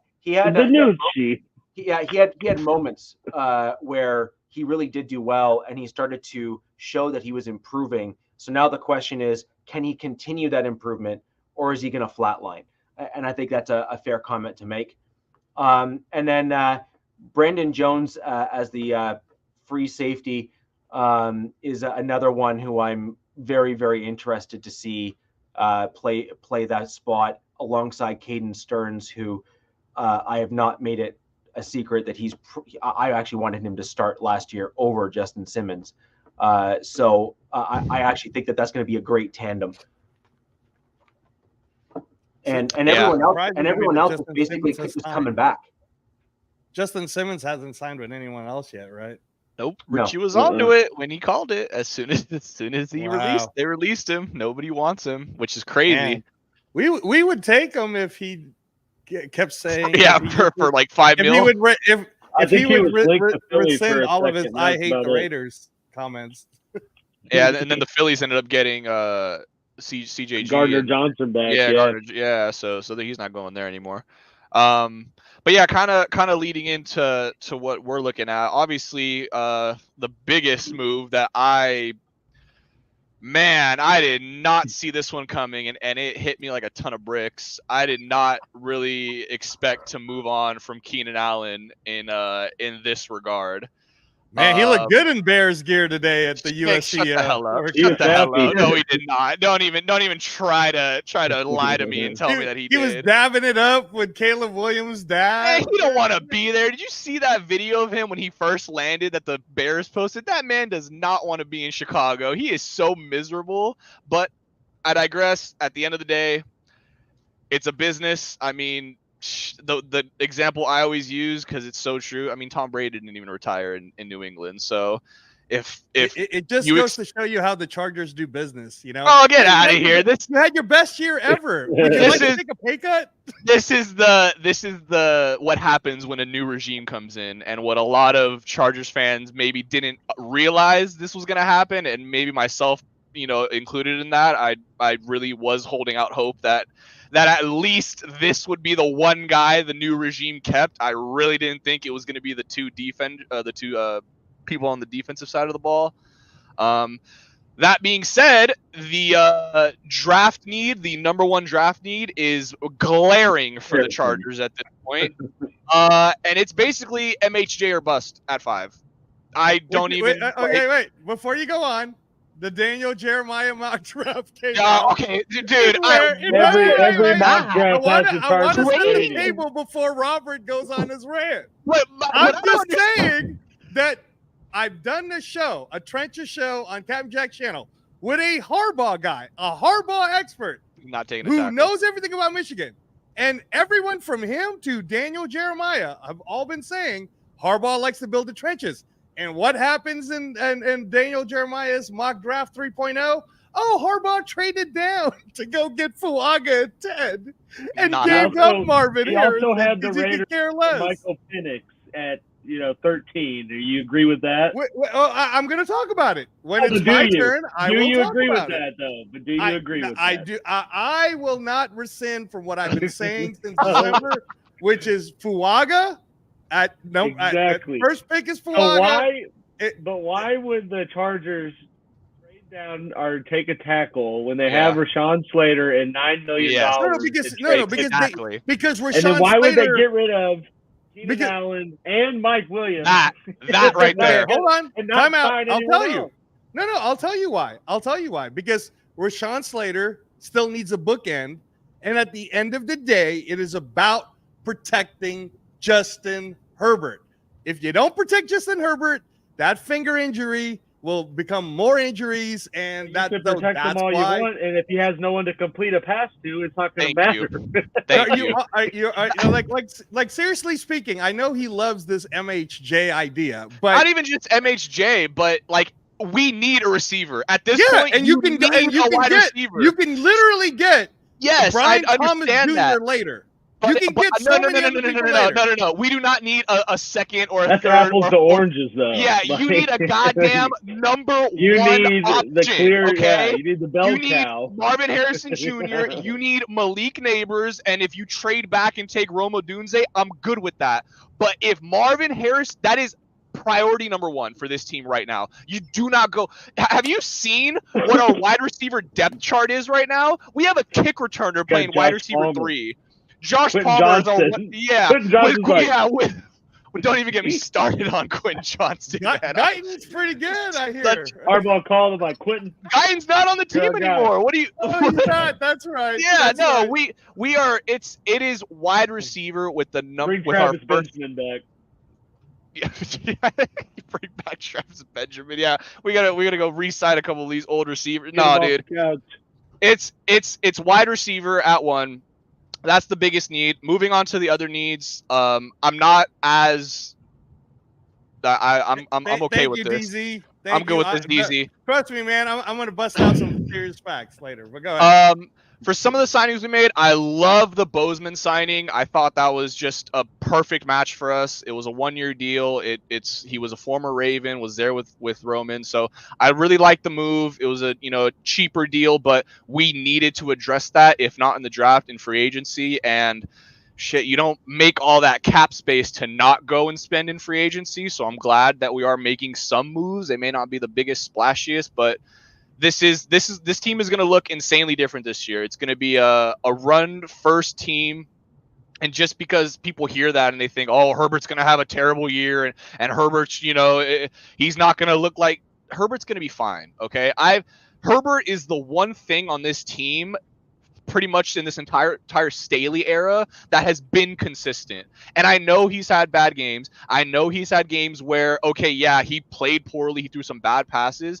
But you know what? I take those bad games because in all the other games that he basically laid himself on the line for us to win or even have a chance in it, and the defense and coaching staff just continuously let him down week after week after week, I'm not worried about Herbert. Everybody's saying, like, Herbert this, Herbert. Nah. If your biggest concern going into next season for the Chargers is Justin Herbert, you need to seriously reevaluate and watch this team closely again. I don't even say that to like through powder blue glasses, but seriously, if you look at this team the last 2 years and you think Herbert was the biggest reason for their failures, you just don't know football. Like I'm sorry, that's not to be rude, but he needs consistency in the coaching staff, which he should have now. He needs consistency in the run game, which I'm not even saying he needs a 1,000-yard rusher. Like, he just needs somebody. You're getting Blake Corum, man. Relax. Yeah, listen, if we get Blake Corum in the 4th round or whatever, I'm fine with that. The biggest need that we need to address on offense is wide receiver. That is priority 1. You do not move off that until that is addressed. That being said, moving over to the defensive side of the ball, I really don't think you need to do too much in this draft. The biggest thing that we need to focus on the defensive side in this draft is interior D-line You need to get insanely young and get a ton of depth just in the D-line in general, but especially in those nose tackle positions. Definitely need to get something like that. I know we signed Poona Ford from the Seahawks. That's a big boy, so I like that signing. It'll stuff up the one. We were just talking about this in our last show last week when we were talking about, the big guys up front. Just having that big body as a D tackle is going to help a ton in the run defense. So I like it, but there is still so much more work that needs to be done. Cornerback. We need to address cornerback because right now it's Asante Samuel Jr. and Dean Leonard. People don't even know who Dean Leonard is, and at least some people Harbaugh know. might move Derwin James, the cornerback. You never know. No. He probably could. He probably could. Like Derwin probably could play corner, but I think Derwin will maintain his safety role. He'll maintain that strong safety role. I know I'm kind of rambling here, but I think just after this bombshell that dropped because I really was going into this draft and even into this offseason already in my mind that Keenan Allen was going to be here. So to have him leave, I mean, it's just such a kick in the gut. Like, I honestly, I never would have envisioned this is where we're at now in the offseason, because the offense looks horrible right now. Like, I don't even want to sugarcoat it. The offense looks terrible because there's a lot of holes. There's just so many holes on that offensive side of the ball, and it's not even just starting roles, it's depth roles that we need to fill. And that's the thing that's plagued us every year. We cannot draft for depth to save our lives. So this draft will be very, very telling, and this year will be very, very telling as to how this front office is going to be. Cool. Yeah, pretty much. I guarantee. Liking all of these. John Leon saying Chargers' biggest concern should be, there you go. Could be the Raiders. The Raiders' biggest concern should be getting more than pouring it on, guys. This is so fun. Robert was so optimistic 2 Sundays ago on the Count Jack show, man. For 2 hours, and then now look at him, man. Harbaugh said, "Hold my beer." Hold my beer. This yeah, is what seriously. a Charger fan looks like.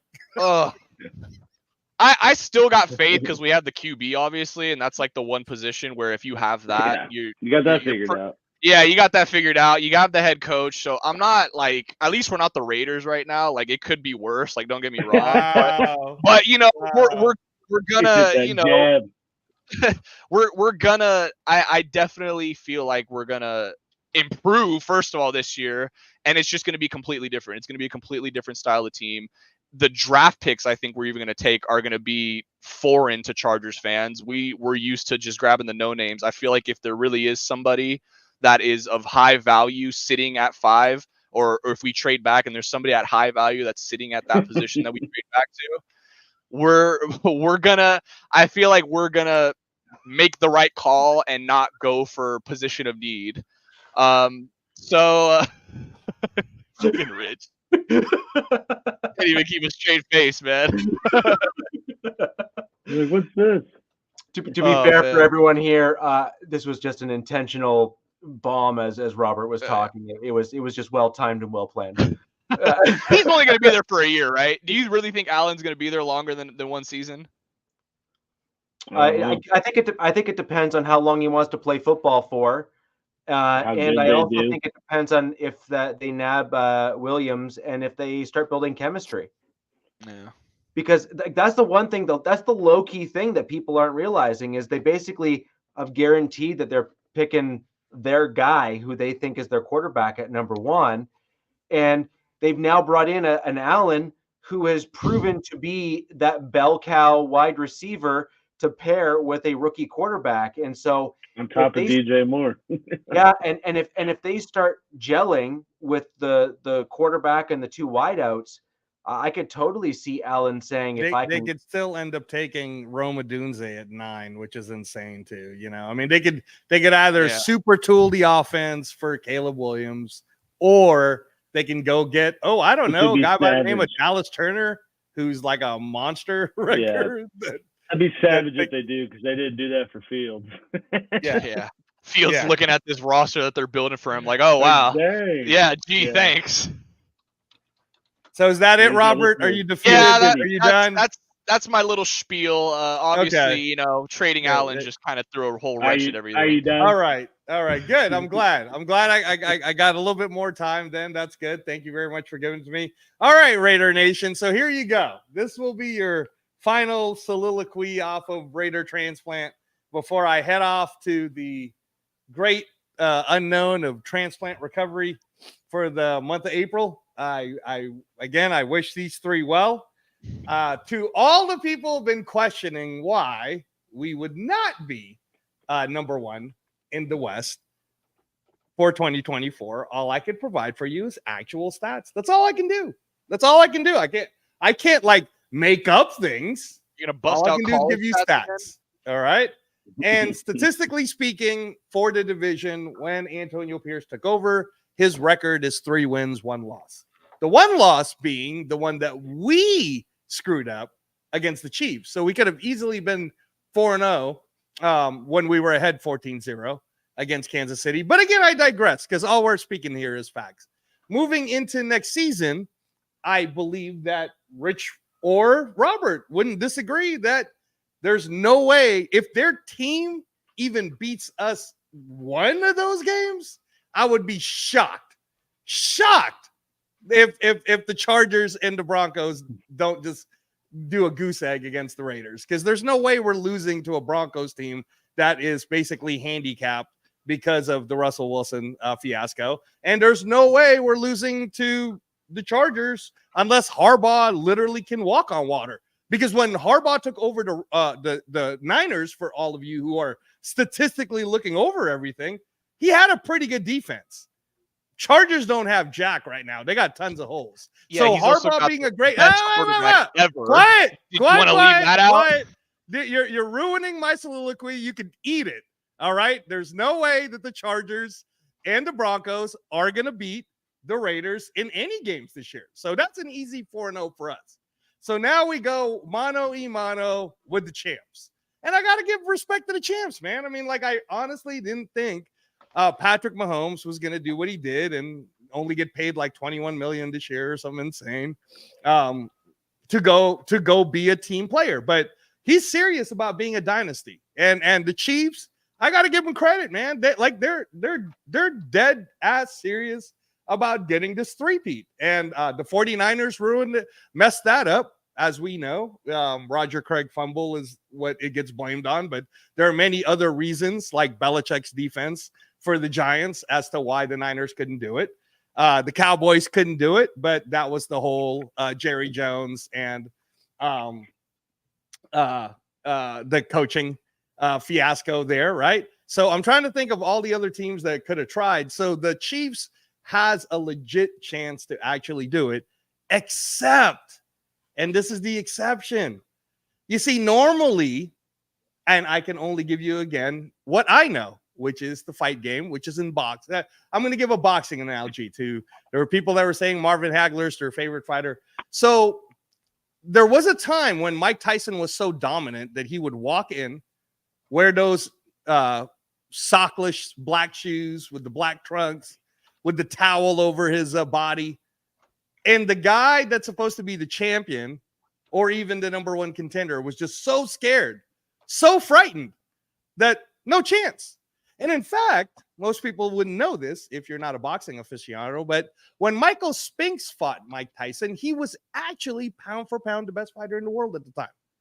He was like Roy Jones in so many ways. During that era, you have to really understand the factual significance of why Tyson destroying Michael Spinks was such a big deal.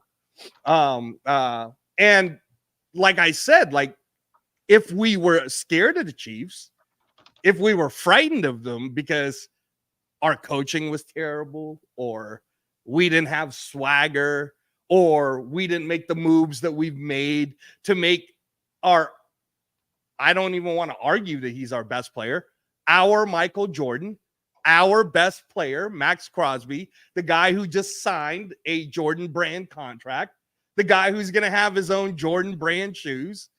We surrounded pieces around him. This feels like that Chicago Bulls era when Jordan needed his Pippen, needed his Horace Grant, needed his John Paxson. That's what we're doing. And this is why, for everybody who keeps thinking that offense being sexy is what wins you a division, when it has been proven in the NFL that defense is what wins you the division.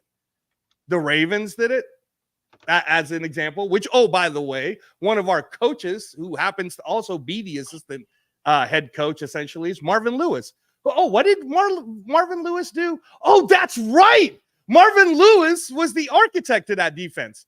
But hey, man, what do I know? Because, like, there's an old guy who's like the therapist sounding board to our head coach, Antonio Pierce, who just happens to be Tom Coughlin. And what did that guy do?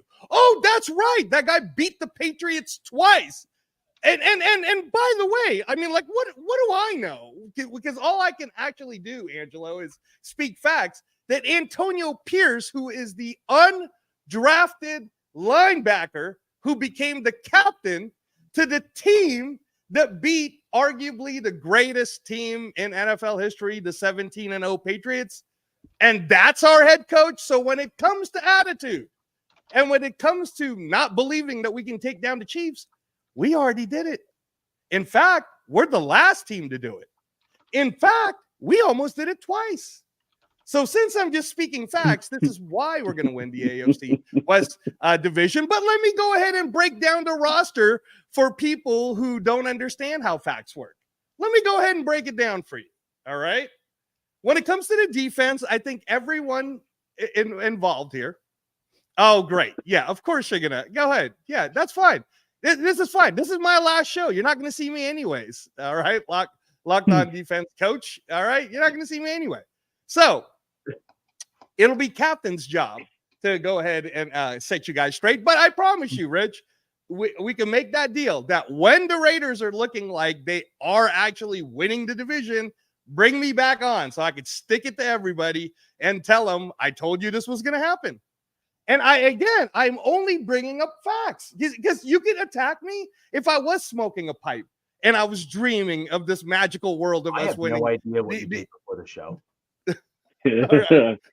All right. I'm only speaking facts.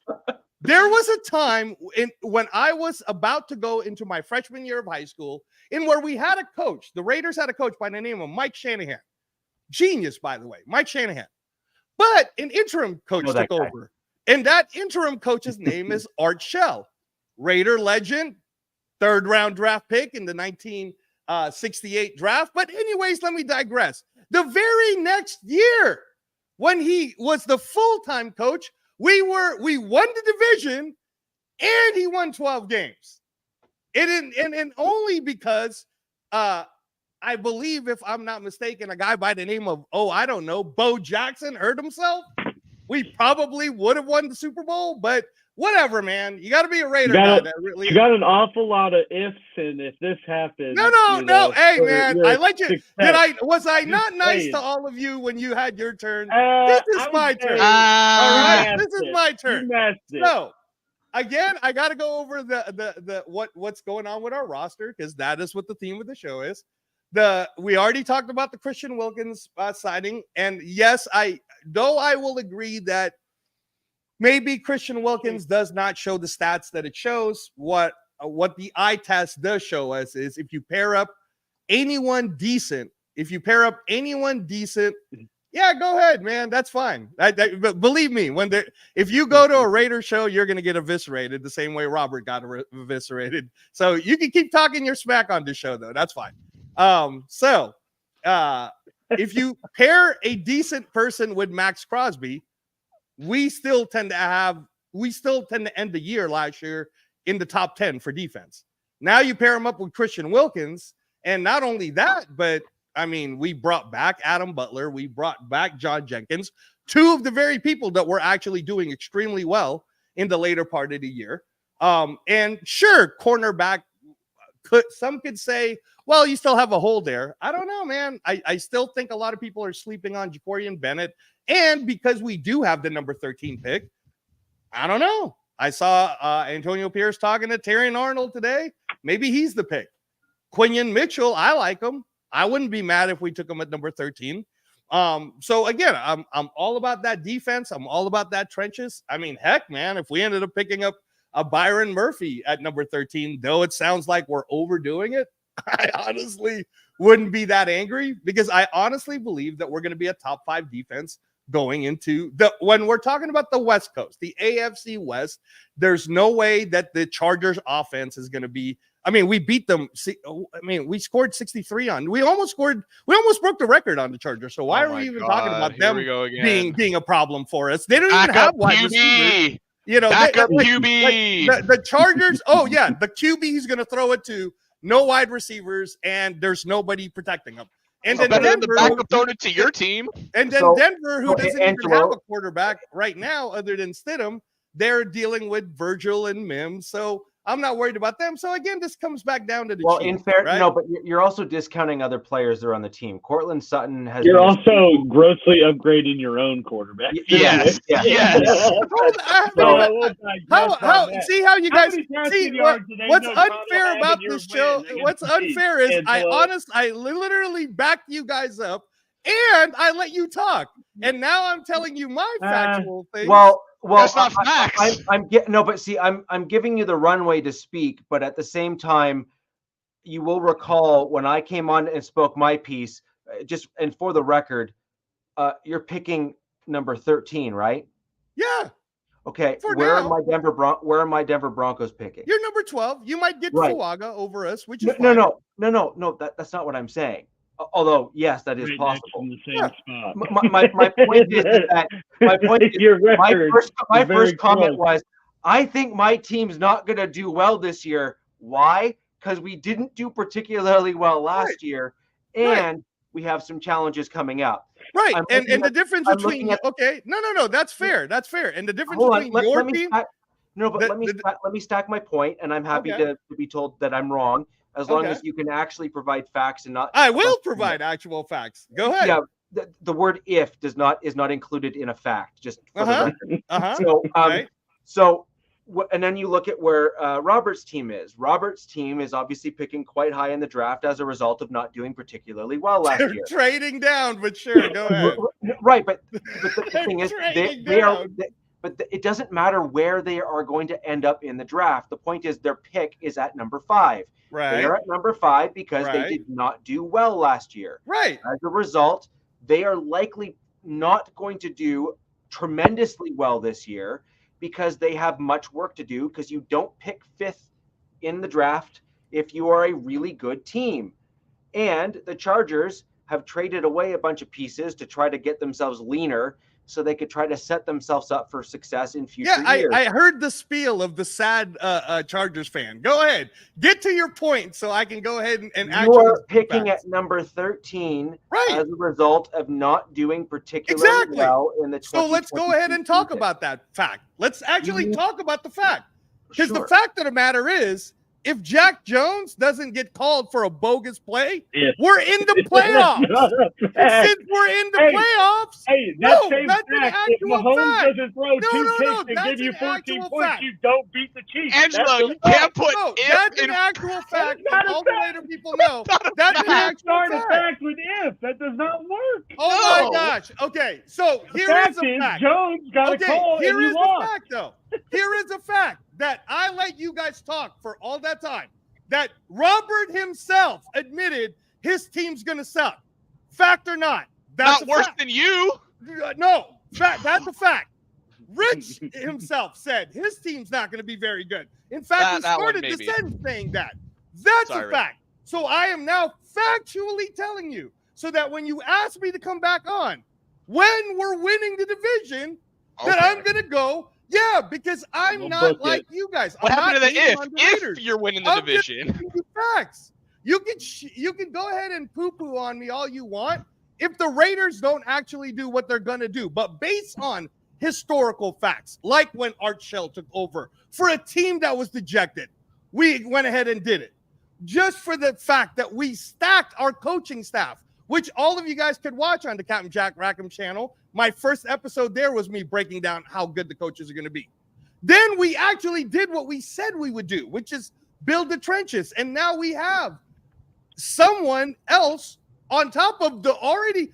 it's a fact that we ended top 10 in defense last year in terms of the last few games. That's a that's a fact. That's an actual fact, right? And that's without Christian Wilkins. So now that we have Christian Wilkins, you somehow don't think we believe we will beat the Chiefs at least once? We already beat the Chiefs at least once. In fact, it's a fact that we're the last team to beat the Chiefs. It's an actual fact. It's a What did fact. that do for you, though? Got you the 13th pick. I'm not saying facts. Congrats. Like, I'm like high on something because all I'm high on is the fact that we beat the Chiefs on Christmas. All I'm high on is the fact that the Broncos hasn't beaten straight losses in forever. That the Broncos hasn't beaten us on forever. Even a broken clock is right twice a day. We smoked the Chargers so badly that they finally had to revamp their entire team. Thank you. I appreciate that, by the way. Every Charger fan appreciates that stomping, by the way. Let's put it this way. My comments are coming from a more balanced perspective. And, okay, nice.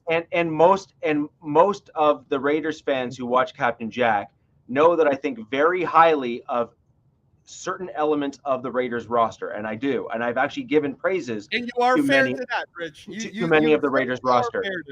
That said, Max Crosby is not going to be scoring you 28 touchdowns in a season. Like, he's just not. Okay. I know. If you guys let me get to my offense talk, I would actually get through it. But you guys are so busy thinking that I'm dreaming when I believe that we're going to. Oh, you're dreaming, my guy. Okay. You're going to have your own show by then, right, Robert? So show, make sure that it's a promise that I get to go on and crap on all your Chargers fans and bring on Noah, who's a Raider fan, who's going to believe me when I say that there's a reason why we're going to win. So if you let me talk about the offense, I'll explain it to you very simply, right? All right, so let's move on to the Raiders' offensive side of the ball.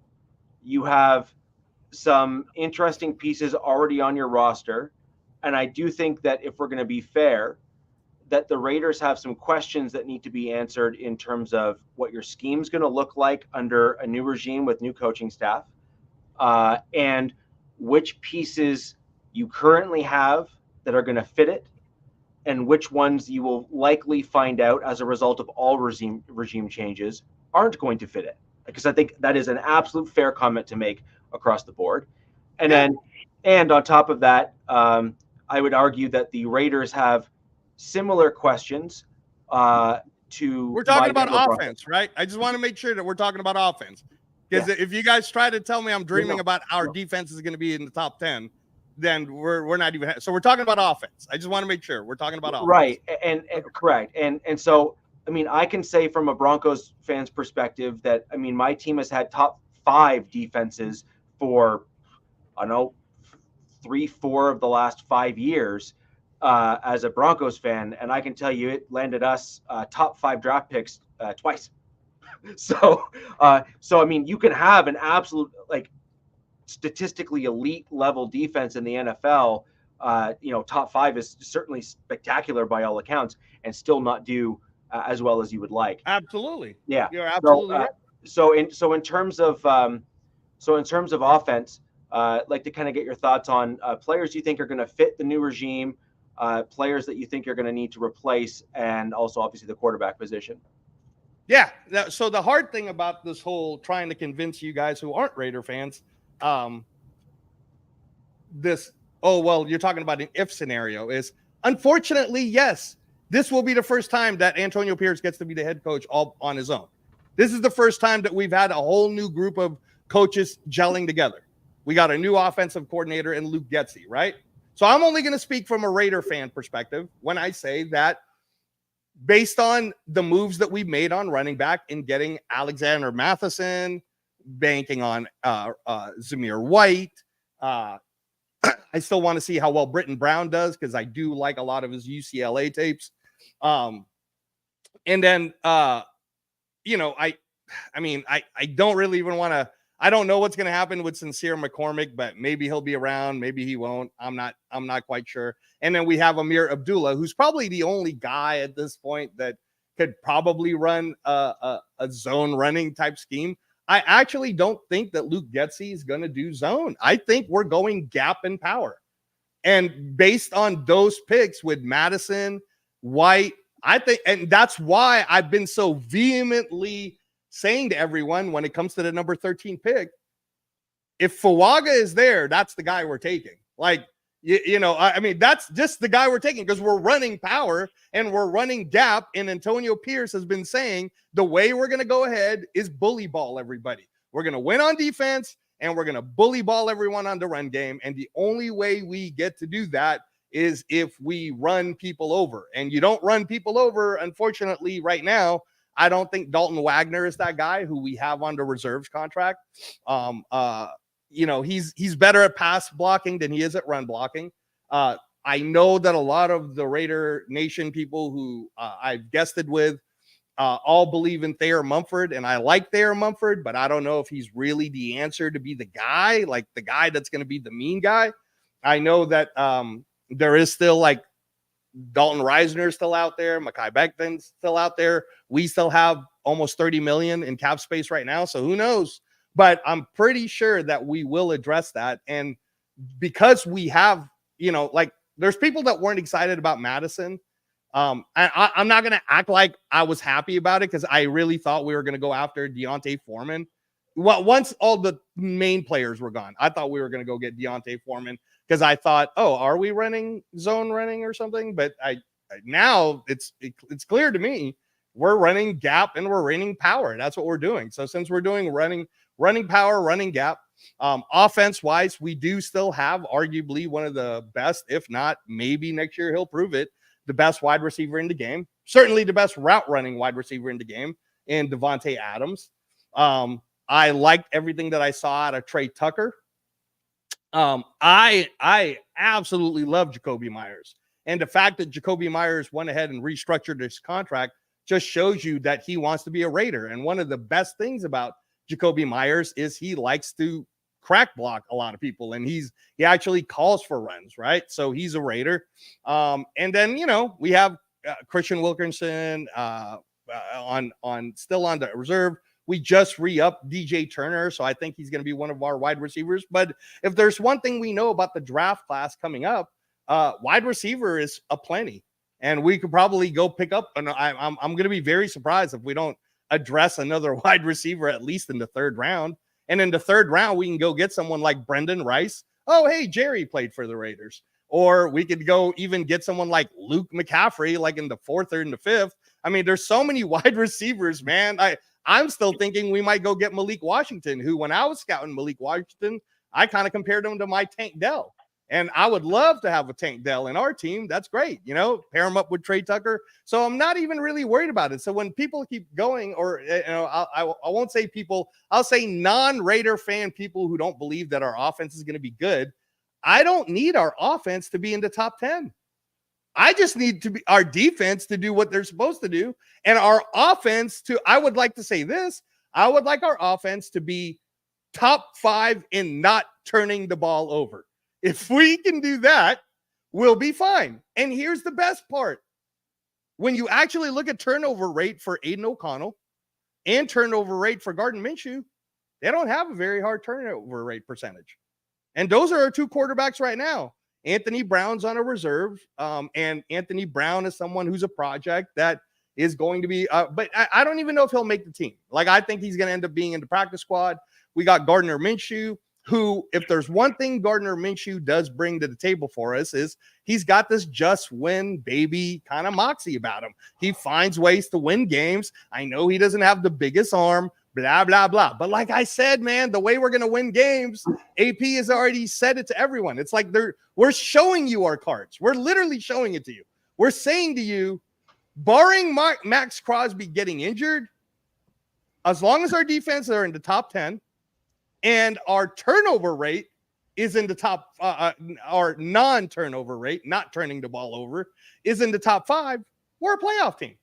And we're a playoff team mainly because we get to play the Chargers twice, and we get to play the Broncos twice, and we expect to be 4-0 in those games. So really, it's all going to be about the Chiefs.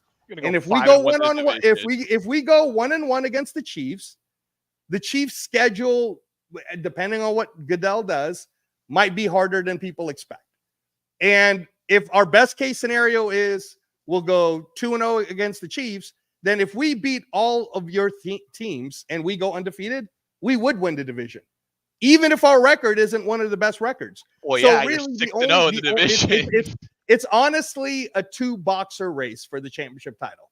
It is between the Mike Tyson of the Kansas City Chiefs and the Evander Holyfield of the Las Vegas Raiders. And we kind of know what happened there with Holyfield and Tyson. So I'm just saying. But I Rich, while you were gone, I addressed the offensive part. If you had any more questions about, I'm sorry, guys. I'm sorry to all the Raider fans. I should mention that because we are running that Luke Getsy system in where I explained, I honestly believe we're going to end up running power and gap.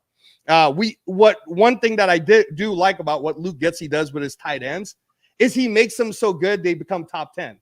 Cole Kmet being the most recent example of it. So we're going to have Michael Mayer. I absolutely love that we picked up Harrison Bryant because Harrison Bryant is a stud when it comes to blocking, but he's pretty good at catching too. He doesn't suck. We have Zach Gentry, who I know he didn't fare well being the 5th round choice when Pittsburgh Steelers took him. But if you watch how he was in Michigan, this guy's like 6'7", 6'8", 265. It's nice to have him on the roster too, right? And then we still have Cole Fotheringham, who is pretty good. So like our tight end room's pretty good. I already addressed that we're going to improve our wide receiver room. And if there's one thing this draft has, it's wide receivers. So we'll address it. We might even address it in the second. Like, I honestly wouldn't be shocked, right? So the last thing I'll say, Rich, is Alex asked me, would I have been happy with Michael Penix at 13? Did you want me to answer that? Or are we out of time and you don't want me to address it? I'm going to take a guess and I'm going to say no, you wouldn't be happy with that. I already knew the answer to it. It was rhetorical. Okay. What attorneys do, Angelo, they never ask a question they don't already know the answer to. Okay. What I will say, though, and that way for everyone who's tuning in now and listening, and again, thank you to everybody who's been doing the chats. Yeah. I appreciate you guys. What I'll say is that it is very, very possible that the way this draft goes, because like you said, Rich, earlier in the show, people will panic. And if Williams goes first and then Drake May goes second, right? Like Washington decides to go Drake May. Man, that Patriots starts to become really interesting at third because the Vikings sitting there going, we'll give you number 11, number 23 in our next year's first round. That's 3 number ones to move up to your number 3 right now to go get Jaden Daniels. I can see the Vikings going for that. I don't believe in this whole JJ McCarthy smoke. I think that's just all smoke. But if somebody is actually insane enough to pick him that high, man, there's something that I'm missing then. I mean, I get it. He's a winner. He's only lost 3 games. He's got all the right stuff. He's a good guy. But that's the guy. Like, is Sean Payton crazy enough to trade the farm to go get a JJ McCarthy? I don't know. And that's what I was saying is that it is possible that if you see it the way Daniel Jeremiah saw it, where you go quarterback, and then McCarthy gets picked quarterback, people are going to panic. And I hope it's not us. But if somebody does take Bo Nix, let's say it's Denver at 12, then gets Bo Nix. I can see a scenario in where Telesco and AP maybe do like Penix. They wanted to wait till the second to get Penix or possibly trade back up to the first to go get Penix. But then now they're kind of panicky. And then they're like, you know what, man? We could address the O-line another way. Maybe we'll throw some money at Becton and Reisner or something, but no, we can't pass up on Penix. So if that were to happen, Alex, just like us swallowing, when Josh McDaniels got hired, we will swallow Michael Penix. It's fine. Michael Penix isn't horrible. He is the consensus second vote getter for the Heisman. The way he looked against Texas can show you what his pro ceiling is. And he got destroyed by Michigan, which again, I remind everyone, Jaden Daniels got beat up pretty bad by Alabama, which is why I didn't want to trade for him to go get him anyways. So that's my Michael Penix answer. You know, I wouldn't be like as angry as Robert would be if the Chargers pass up on Marvin Harrison. But if we you know, straight pass but on him, dude, I'm still I'd be Rich. pissed. I'm still a Fuaga guy, and if Denver takes Fuaga, now all bets are off going into 13. Because at 13, I don't know what the Raiders will do. We can go get Quinion Mitchell. We can go get Terry and Arnold. There's so many different options, but Fuaga is the guy. Fuaga is our guy. Yeah, I think it's going to be an interesting draft, and I think that the way I look at it is this: the draft I think is going to be interesting for all of the AFC West teams because we all have similar holes on our roster, and we've all had to do interesting things to get our teams under the cap. Mm-hmm. I really hope that the Broncos take Bo Nix just because he would be reunited with his college teammate instead of, which just kills me. Yeah. So yeah, I mean, there's some humor there too. But I mean, the way that I kind of look at this, guys, is all of our teams did some interesting things to get into the cap. On top of that, I do think that I mean, I've had to have these hard conversations with many Broncos fans, and that is when your team hasn't done particularly well, it takes longer than you think to get to the actual level that you hope your team gets to. And I think that that's an important thing. That's not meant to, crap on any of the other teams here, because I am actually including my team in that same statement and same comment as well. So this is not, shade on everyone else and, trying to polish something that is an actual turd and calling it a diamond. This is me literally saying that I've seen it firsthand. You can look around the league and it takes vision, the right things to fall at the right time for these things to stack one on top of another to get yourself to where you need to go. So is it possible that the Raiders have stacked all the right coaching staff and have put some of the right players in place to go out and kill the division and overtake the Chiefs? Sure, it's possible. Is it likely? No. But do you believe that you will beat us at least once next year, given your current situation? Yes. Wow. Yes, okay. I do. And I think I mean, do, and I can. Would you disagree? Would you disagree though that the Sean Payton thing with the Russell Wilson thing is leaving a lot of residual bad feelings in your organization right now that still will take time to get managed? No, because I think what you've seen in this offseason is the folks in the locker room that were the most vocal, that were perhaps undermining what was meant to be cultural changes for the Denver Broncos. Many of those players were shown the door and asked to leave the building and or traded or cut. And I think that when you look at, I mean, this comes down, like we've had this discussion briefly before, but for the benefit of everyone who's joining us, and by the way, thank you everyone who's joining us live. Questions or comments, leave them down below. Happy to answer them at any point in the show. And another thing, we need more likes on these videos, guys. Go ahead and give us those thumbs ups and thumbs up on all the channels, please. Helps us reach more fans just like you. But to answer your question there, Angelo, just generally speaking, when you have a team that has not won since Super Bowl 50 in terms of made it to the playoffs, because that's really what matters. Like if you need to get to the dance and even have a chance at the Super Bowl, we have not made it to the playoffs since winning Super Bowl 50. That kind of speaks to whether it be front office issues or culture problems on your team. And that is a problem. They're full stop. Like that is the problem. And so we now need to rebuild a culture. And you do that by getting rid of, you call it dead wood, but whatever you want to call it, refer to it as.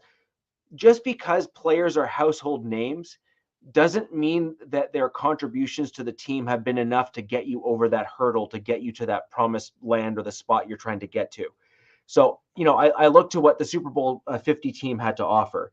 It had Von Miller, you had DeMarcus Ware, and you had guys like Aqib Talib, who was that underappreciated veteran presence on the back end of the cornerback room that literally knew nothing else but winning.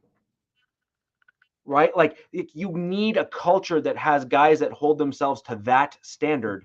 And I mean, all of us in the AFC West, with the exception of Alex's team, really have to think about that as a culture setting. Like, who are you going to bring in to reset that culture to say win, like only win? Like, that is like a loss is an unacceptable outcome for a game. And obviously these are NFL players, so they're always competitors, and that's just lip service at that point. But you're at the NFL. You are no longer against college dudes that you can just ruckshot run over. You're in the best of the best of the best, and you're in the best of the best across multiple years of college football. It's just Chris Jones is like 6 or 7 years into the league at this point. These college dudes that are coming into the draft never even played college ball when Chris Jones was playing college. Some of these dudes were like youngins in high school. Right? And so, you're dealing with a completely different group of people in at the NFL level, and you need to have a culture and tone setter. So do I think the Broncos can beat the Raiders once this year? Yes. Why? The NFL is at such an odd parity compared to any other professional sports league that any given Sunday can happen. Any slip up or mess up that the Raiders have in a game can mean a Broncos victory, even if it wasn't necessarily warranted or deserved. And on top of that, you have no idea what kind of injuries your team is going to suffer over the course of course. I mean, we can't. So, absolutely not. There's too many variables for me to make these blanket statements of saying, but I'm so not then going to sweep you, because that's dumb. So here's a fair question then. Given what we currently have right now, so obviously injuries can't count because that's on a what if this scenario happens. Factually speaking, given all of our current roster scenarios, coaching scenarios of what we actually all have, would you say the Raiders aren't at least number 2 to the Chiefs? If we were ranking it right now, if we were basing our wins on our actual rosters right now, you're telling me the Chargers are better than the Raiders? Yes. They are not. They don't have a receiver, and they have a quarterback, and that's the one position you need that will define how you are as a franchise. What if scenario again. You're doing it's not a what if. We have a quarterback. You don't. I know, your quarterback won less games than our quarterback. That's an actual fact. That's an actual fact. Yes, and our head coach also actively blew more games for our franchise than you won as a franchise. Win more games than Aiden O'Connell. I don't care if he won or he wins that. Justin Herbert got hurt, so he didn't play a full year. I know. We're speaking. Aiden O'Connell came in, and not what ifs. Are you blaming that 63-point loss on Herbert? Are you blaming that on him? I'm saying that if you factually look at it. So that was your biggest point of emphasis for saying that you were going to sweep us this year. This is ridiculous. And Angelo, in fairness, your team and the Chargers are actually in very similar positions. If we're going to be honest. You are in a regime change for a full year cycling over. The Chargers are in a regime change. Now, in fairness, the Raiders are in a slightly better position than the Chargers because their head coach number 2, right? Because he had. It's not year 2 necessarily. It's like you're like 1.5 by the end of this season coming up, right? You asked me to break down our offense. So are you telling me that the Chargers' current offense, losing Keenan Allen, losing Mike Williams, losing Gerald Everett, actually has no running backs, no wide receivers, no tight ends, no O-line except for Slater? That's better than the Raiders, who has Colton Miller, Dylan Parham, Andre I love how James, he said all of our free Mumford agent signings are nobodies, but all of his free agent signings are going to be the reason why that team is second in the division. In my opinion, I think there needs to be a bit of a balance, which is we don't know what offensive system the Raiders are going to be running this year with a full offseason. We don't know if it's going to be fully actually successful or even as successful as you were last season when you had the wins that are there. You just don't. And frankly, the other thing we don't know is just how many of the current players on the Chargers roster fit the vision that Harbaugh has for the future of the Chargers. My problem that I have right now is I don't feel that I have enough information to make these kind of blanket statements as to who and what is going to be what. And no, that's not meant as a cop-out answer. I've literally been consistent anytime I've spoken on this topic about regime changes. And I'm one of the few Broncos fans that I don't like the Russell Wilson trade before he even started a game. I have been the one very early on, and I've taken a boatload of flack for it by saying, I like Simmons as a dude. I just don't like the play on the field. And lo and behold, he's like one of the only safeties that hasn't been touched by another team. I like him as a guy. I think that he had some deficiencies that put him in a tough spot to get paid the amount of money that he did. And I think that we can probably yield better results from less expensive rookies, if I'm being perfectly honest. Yeah.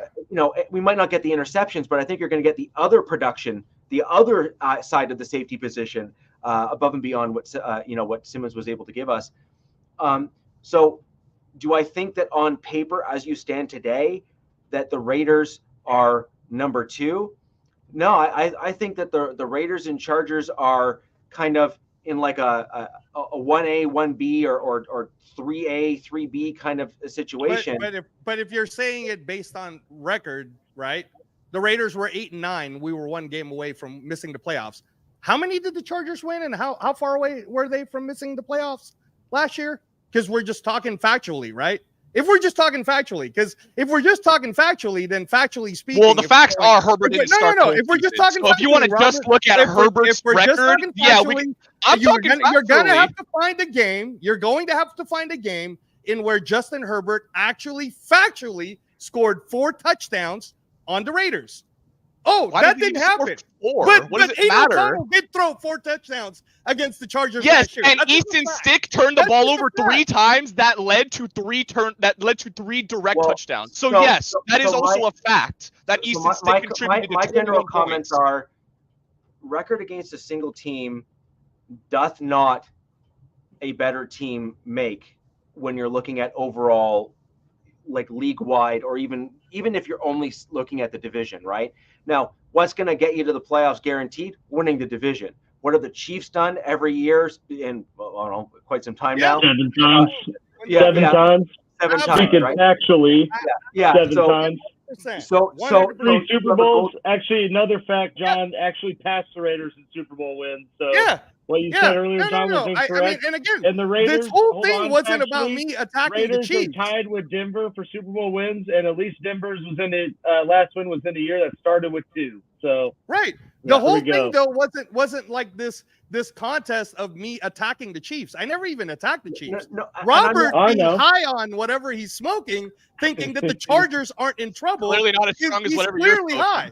Because one quarterback, as we all know, doesn't fix a team. If that was true, then one quarterback would be the reason why. I mean, factually speaking, one quarterback named Patrick Mahomes did fix the Chiefs. I know, but he needed. Did he not need? Are you telling me that Patrick Mahomes? Okay, no. I'm going to be fair in that fact.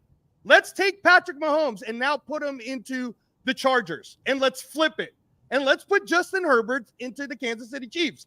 How many Super Bowls does Patrick Mahomes win in the last 7 years with that Chargers team, with Brandon Staley, with all of the crap that nothing. Exactly. You're just making my point, though. You're just proving my point that even the greatest quarterback alive. Hold on. So I can quickly answer some of these questions and give us perhaps a little bit better context rather than shouting over each other here, which is if you're looking for a team that went from not very good to certainly in a discussion that we are all willing to admit on this panel was very competitive and likely looking like they have a bright future, I would point to the Houston Texans and CJ Stroud. Absolutely. Okay. 100%. Okay. So Angelo, to answer your question and the reason why, I kind of feel like I need to kind of step in as a bit of a voice of reason in the conversation here is can a team insert a quarterback and go from mediocre to looking very good? In my opinion, and proof based on the Texans, the answer to that is yes. Now, what a team normally, and I can't even think of one that has even been able to do it. If you don't have even a serviceable quarterback, the odds of you even being able to make the playoffs are, I mean, that's a pipe dream. Slim to none. Like that's a Right. slim to nil. That's a like slim the to nil. Steelers, for example, who made the Correct. playoffs last year. Correct. Right. And so when I'm looking at what I've seen from Herbert has gotten his team to the playoffs. Herbert has look, you can argue that they haven't done very well once they've gotten there, and that is also a fair statement to make. Historically, not well. Sorry, Robert, it is factually true. No, you're speaking facts. Yeah, but at the end of the day, when you've looked at what Herbert's record has been, you've looked at his win percentage and just his general stats outside of even just the flashy ones, he is certainly a statistical top tier quarterback in the NFL. Absolutely. Now, Justin Herbert is the man. I said it in the very beginning. Right. What I'm also saying too is, like I said, factually, is the Chargers in worse cap space than the Raiders? True or false? We're number 5 in the league right now in cap space. We still have 30 million left, dude, and we're already. We have like 40 mil after all the free agency and people we let Good go. luck trying to get who's left. But you just asked the question who has more cap space, and I just proved you wrong by saying we have more cap space, and now you're flipping it by saying after you got rid of. So then why bring it up? That's literally like saying. That's literally like saying I just proved you wrong when we got nobody and we lost Keenan Allen too. We have more cap space because we no longer have Keenan Allen, Mike Williams. I mean, name it. We had to beg both. Those were the only two really we lost. We had to go beg Khalil. I mean, we didn't beg. They took a pay cut. At least we beg? They could have said no. So here's the point, right? Is the Chargers have 40 million in cap space, which gives them options, especially after the draft. So again, you see this every year. Teams are going to take guys that are reasonably good, and if they're able to get the young dude that they were able to get in the draft that they wanted, they'd be like, all right, hey, veteran, you know that guy, you know that we kind of said we were going to keep you. We kind of lied. And then we go ahead and they got cut, right? And so you see that second major wave of free agents that come and that are released right after the draft. That happens every year. It's undeniable. Every year that happens. And the Chargers are now in a unique spot where they can either target a guy in the draft through a draft trade if they so chose to obtain talent and then absorb that cap influx into their team now with the moves that they've made. They have the money to do it if they so choose. And they also have reasonably good draft capital to obtain good players to backfill some of their holes given their current cap space. And on top of that, they have a gifted head coach who has won in the NFL and they have their franchise quarterback. They are not seeking their franchise quarterback. Put up the John Leon comment too, if you're going to do that. So, yeah, that's also a fact, just so that you know. Well, the fact is that just a single game doesn't necessarily define a season or the caliber of the team. Right. So as an example, my Denver Broncos almost had a record set on them in the same season. Like legit. And beat the Chiefs. And we beat the Chiefs. So that's the thing. Like that same defense basically locked down the Kansas City Chiefs who won the Super Bowl. Right. So the whole point is any given Sunday, one team, including within the division, can in fact beat another. That is just a straight up fact. Yeah. You ask me a question, and my objective answer, looking at things based on all of the variables, based on all the years that I've been kind of, mapping these things out. Do I like some of the pieces that are on the Raiders? Sure do. Do I think the Raiders have done things to help themselves as a team? Sure do. Do I think that the Raiders still have some questions that need answering and that we just don't know yet what those answers are going to be and whether or not the right people were brought in to fill those gaps?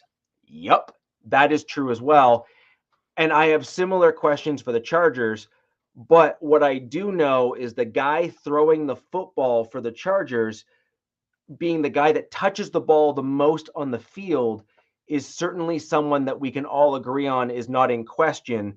And my Denver Broncos and your Las Vegas Raiders being the we two don't have teams. a Justin Herbert. We Agreed. don't have that guy. I Like, know. we just don't.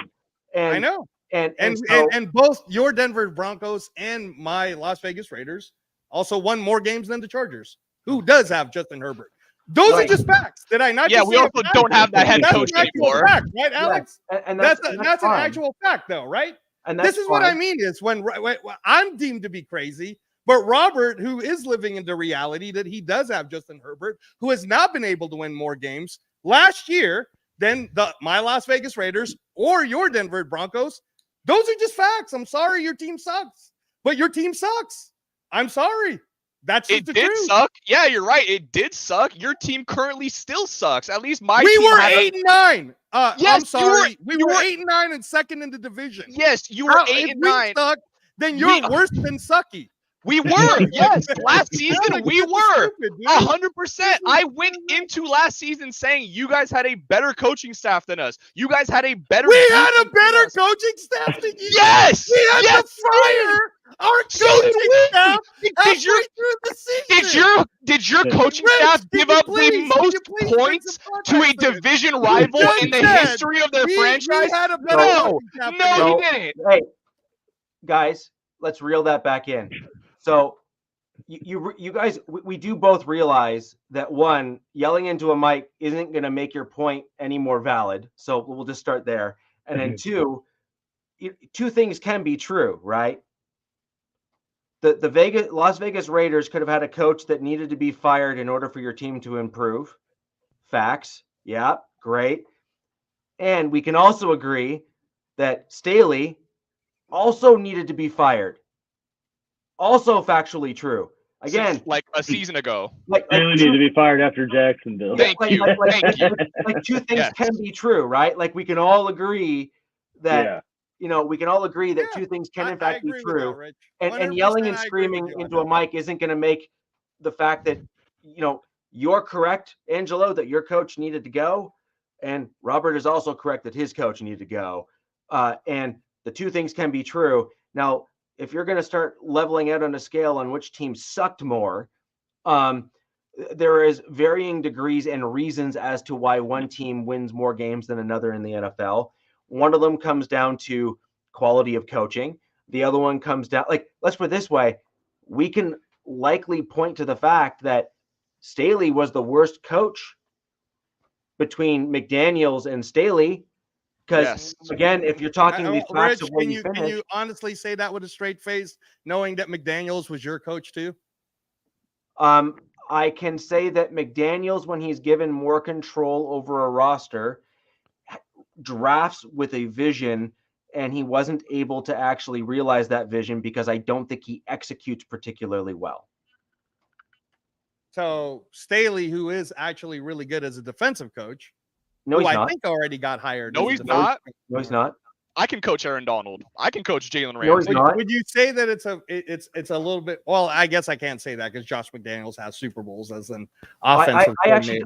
I have not actually seen anything from Staley on his own where he's. I think this speaks volumes right here. What's the guy that left the Chargers? Kendricks, Hicks. What's his name? Kendrick. Yeah, he first was going to sign with San Francisco, and then last minute switched to Dallas. Why? Because Staley's in Brandon Staley was there. Yup. Exactly. Yeah, at the end of the day, the coach has to, like all these NFL players, every single one of them. If you ask all of them the same question, we had Derek Wolf actually on MHRT Network for an interview. Fantastic show. Go back and check it out. Just a top, just a great dude. But when you actually hear Wolf in the interview and what he said, players are simply looking for a coach to make them better. And at the end of the day, I think Kendricks not going to the Niners when Staley was there said about all you needed to know about how an NFL player that worked under him felt of him and his skill set, which was, I don't believe he's going to take me to the next level and push me to be better. I would rather go somewhere else, despite the fact that I've almost committed to that team already, right? And so, no, I actually object, truly analyzing the situation, no. Since you said that, then, Rich, can I ask you this question, which I know you'll answer calmly? Given the fact that Keenan Allen just went to a team that does not have a quarterback, what does that say about his belief in Harbaugh making him better or taking him to the next level, especially because Justin Herbert is top 5 best quarterbacks in the. He's traded. He didn't leave. He didn't choose to go No, there. I know, but he could have stayed and restructured No, just like yeah, Matt. but he didn't. They had. I'll answer that for you. He had already taken a pay cut last year when we were going into this season, and so now coming off this season, it being his best statistical season, I could understand why he doesn't want to take a pay cut. That's like if you're working at a company that actively hire somebody else to be your future replacement, you then still put up your best year of work that you've ever produced, and they still come to you at the end of the year and are like, yeah, we're going to need to take a little bit more. You're going to be like, no, like, F off. Like, I'm not, no, you gave me this when you're, what, 32? It's probably like your last exactly. contract. He's got like maybe 2 years of elite level play left at the NFL level. He's looking at this saying, I'm going to be trying to push for a reasonable, maybe 3-year extension with an opt-out year in year 3.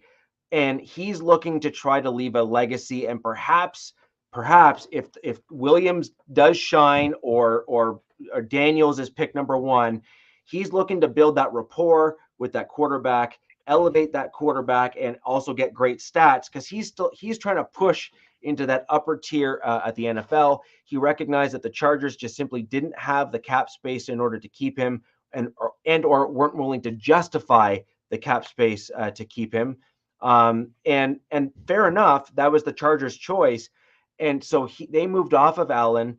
And yeah, I think it was a smart move. I think it's a smart move for the Chargers to say, he's aging. We're not going to re-up him at the end of this year. We may as well trade him to get some capital back for him anyway. And on top of that, I actually think that the Chargers tried to do right by Keenan Allen by saying, we're going to send you to the team that is picking the best quarterback in this draft. We are trying our best here, and I hope it works out. Okay, I'm really glad you answered it, and see how calmly that answer was. That was great. So then, with you saying that, Rich, based on the actual facts you've now laid out to everyone, is it fair for someone like me, a lowly Raider fan, to say that the difference between the Raiders, the Chiefs, and the Raiders, the Chargers, and the Broncos right now is, in the Broncos scenario, they're not going all in to win the division this season. In the Chargers scenario, they're not going all in to win the division this season. But in the Raiders scenario, we are trying to go all in to go after the Kansas City Chiefs. We're not in a rebuild. We're not in a retool. And all these quarterback questions, man, you guys could keep watching all the shows I hosted on the Captain Jack Rackham channel, including the show with Robert, where I laid out actual facts of statistics that Aiden O'Connell has. Stats. The reason why you don't trade the farm simply for any quarterback, just like Rich. Rich is telling us right now, there's no way he would probably want to go choke Peyton if Peyton traded 3 number 1 picks to go. But his Broncos are in a way different spot than your Raiders. It doesn't matter. We're in a different spot too. And if we trade away 3 number 1s to get a guy that we're going to sit for a year, it's stupid when we already have Gardner Minshew and Aiden O'Connell, who actually won. If we were being honest, he played 9 games. He's 5-4. But we just throw in that other game so that we could just say, sure, he's 5-5 and lost to the Chargers, even though that was a crappy scenario. But under the Antonio Pierce head coaching regime, he's 5-4. So he has a winning record. He's not terrible. And that's why I've always said, so again, my whole point, Rich, so I don't get lost in it, is that your team is not going all in with all the moves that you're making to try to win the division and go after the Chiefs going into the season. The Chargers are not doing it either. So don't get mad at us that we are actually doing it. Signing Christian Wilkins is a clear sign that we're going to spend money to go after the big dog. We're spending money to go after the big dog. That's what we're doing. I think you can go about the same thing 2 different ways. I think you can attempt to bring in a bunch of people to try to accomplish a goal. Just ask the Philadelphia Eagles how signing a whole whack of elite level players works when you're trying to then win something. You can eventually, or you can actually end up failing as a result of moving in that direction. I think that the long lasting changes, and you're seeing that with the Chiefs, you saw that with the Patriots, the quote unquote dynasties that you've seen in the league. You even saw a bit of a lasting dynasty kind of occur there a little bit with the Ravens for a little bit, and then 49ers for a little bit. Arguably a little bit with the Packers as well, because they kind of went from Favre to Rodgers. And they kind of had some erosion occur there with the Packers, but I digress. The point is the best teams that have that lasting kind of longevity to them of winning, they build a culture. Even the Saints, after Sean Payton left, still had some degree of success because there was a culture that was built there with some of the players. And then it took a couple of years, and then some players kind of went down the road of entitlement rather than grit and push, and then they kind of all went downhill, and that's what you're seeing now with the Saints. But looking at the way to do it, you can build it through culture, and then you end up getting more from players that are typically seen as lesser than. Yeah, like a Jack Jones, for example. Which is one way of going about it, right? And then you have another way of going about it, which is to bring in a whole bunch of people. In my opinion, I think that the Broncos are being discounted for how competitive they're really going to look on the field. Okay. I don't think they're going to be world beaters, and no, I'm certainly not saying that at all. But I actually believe they're being discounted based on how competitive they're actually going to look on the field. I think that the Chargers are going to be in a similar position to what the Broncos were last year. I think that there's going to be real-time editing occurring as the season goes on because you have a coach with a vision. So those are where I kind of see the teams being and where they're at. And I think that the Broncos are kind of further ahead in that because they already have the captain at the helm who's got the vision and is simply trying to execute that vision on a go forward. So anyways, with that in mind, we're going to end the show. We're going to thank you all for joining us here on the AFC West. Pour some water over this spot. Yeah, we gotta simmer. You gotta lower the temperature here in the room, despite the fact that we're all division rivals. But it's going to be a really interesting season. Also, it's going to be a very interesting thing just to see how the different visions of the different teams are going to work out. Because the Raiders are certainly going at it from a different angle than, in my opinion, than say the Broncos and the Chargers are. And we'll see which one kind of comes out on top when all is said and done. But with that in mind, guys, until next week where the West Side is the best side, Angelo, again, thank you so much for coming and filling in for Captain Jack. It was an absolute pleasure. Everybody put some emojis in the chat for Angelo. Peace! Fast lane when I pass in the street, bag of money in the passenger seat. Simcoe's been asking for me on the road from the west to the east. Way up, I might never come down, cause the coast's racking up the flight miles. So high, I might never come down, so what, this is my lifestyle. Wait a minute.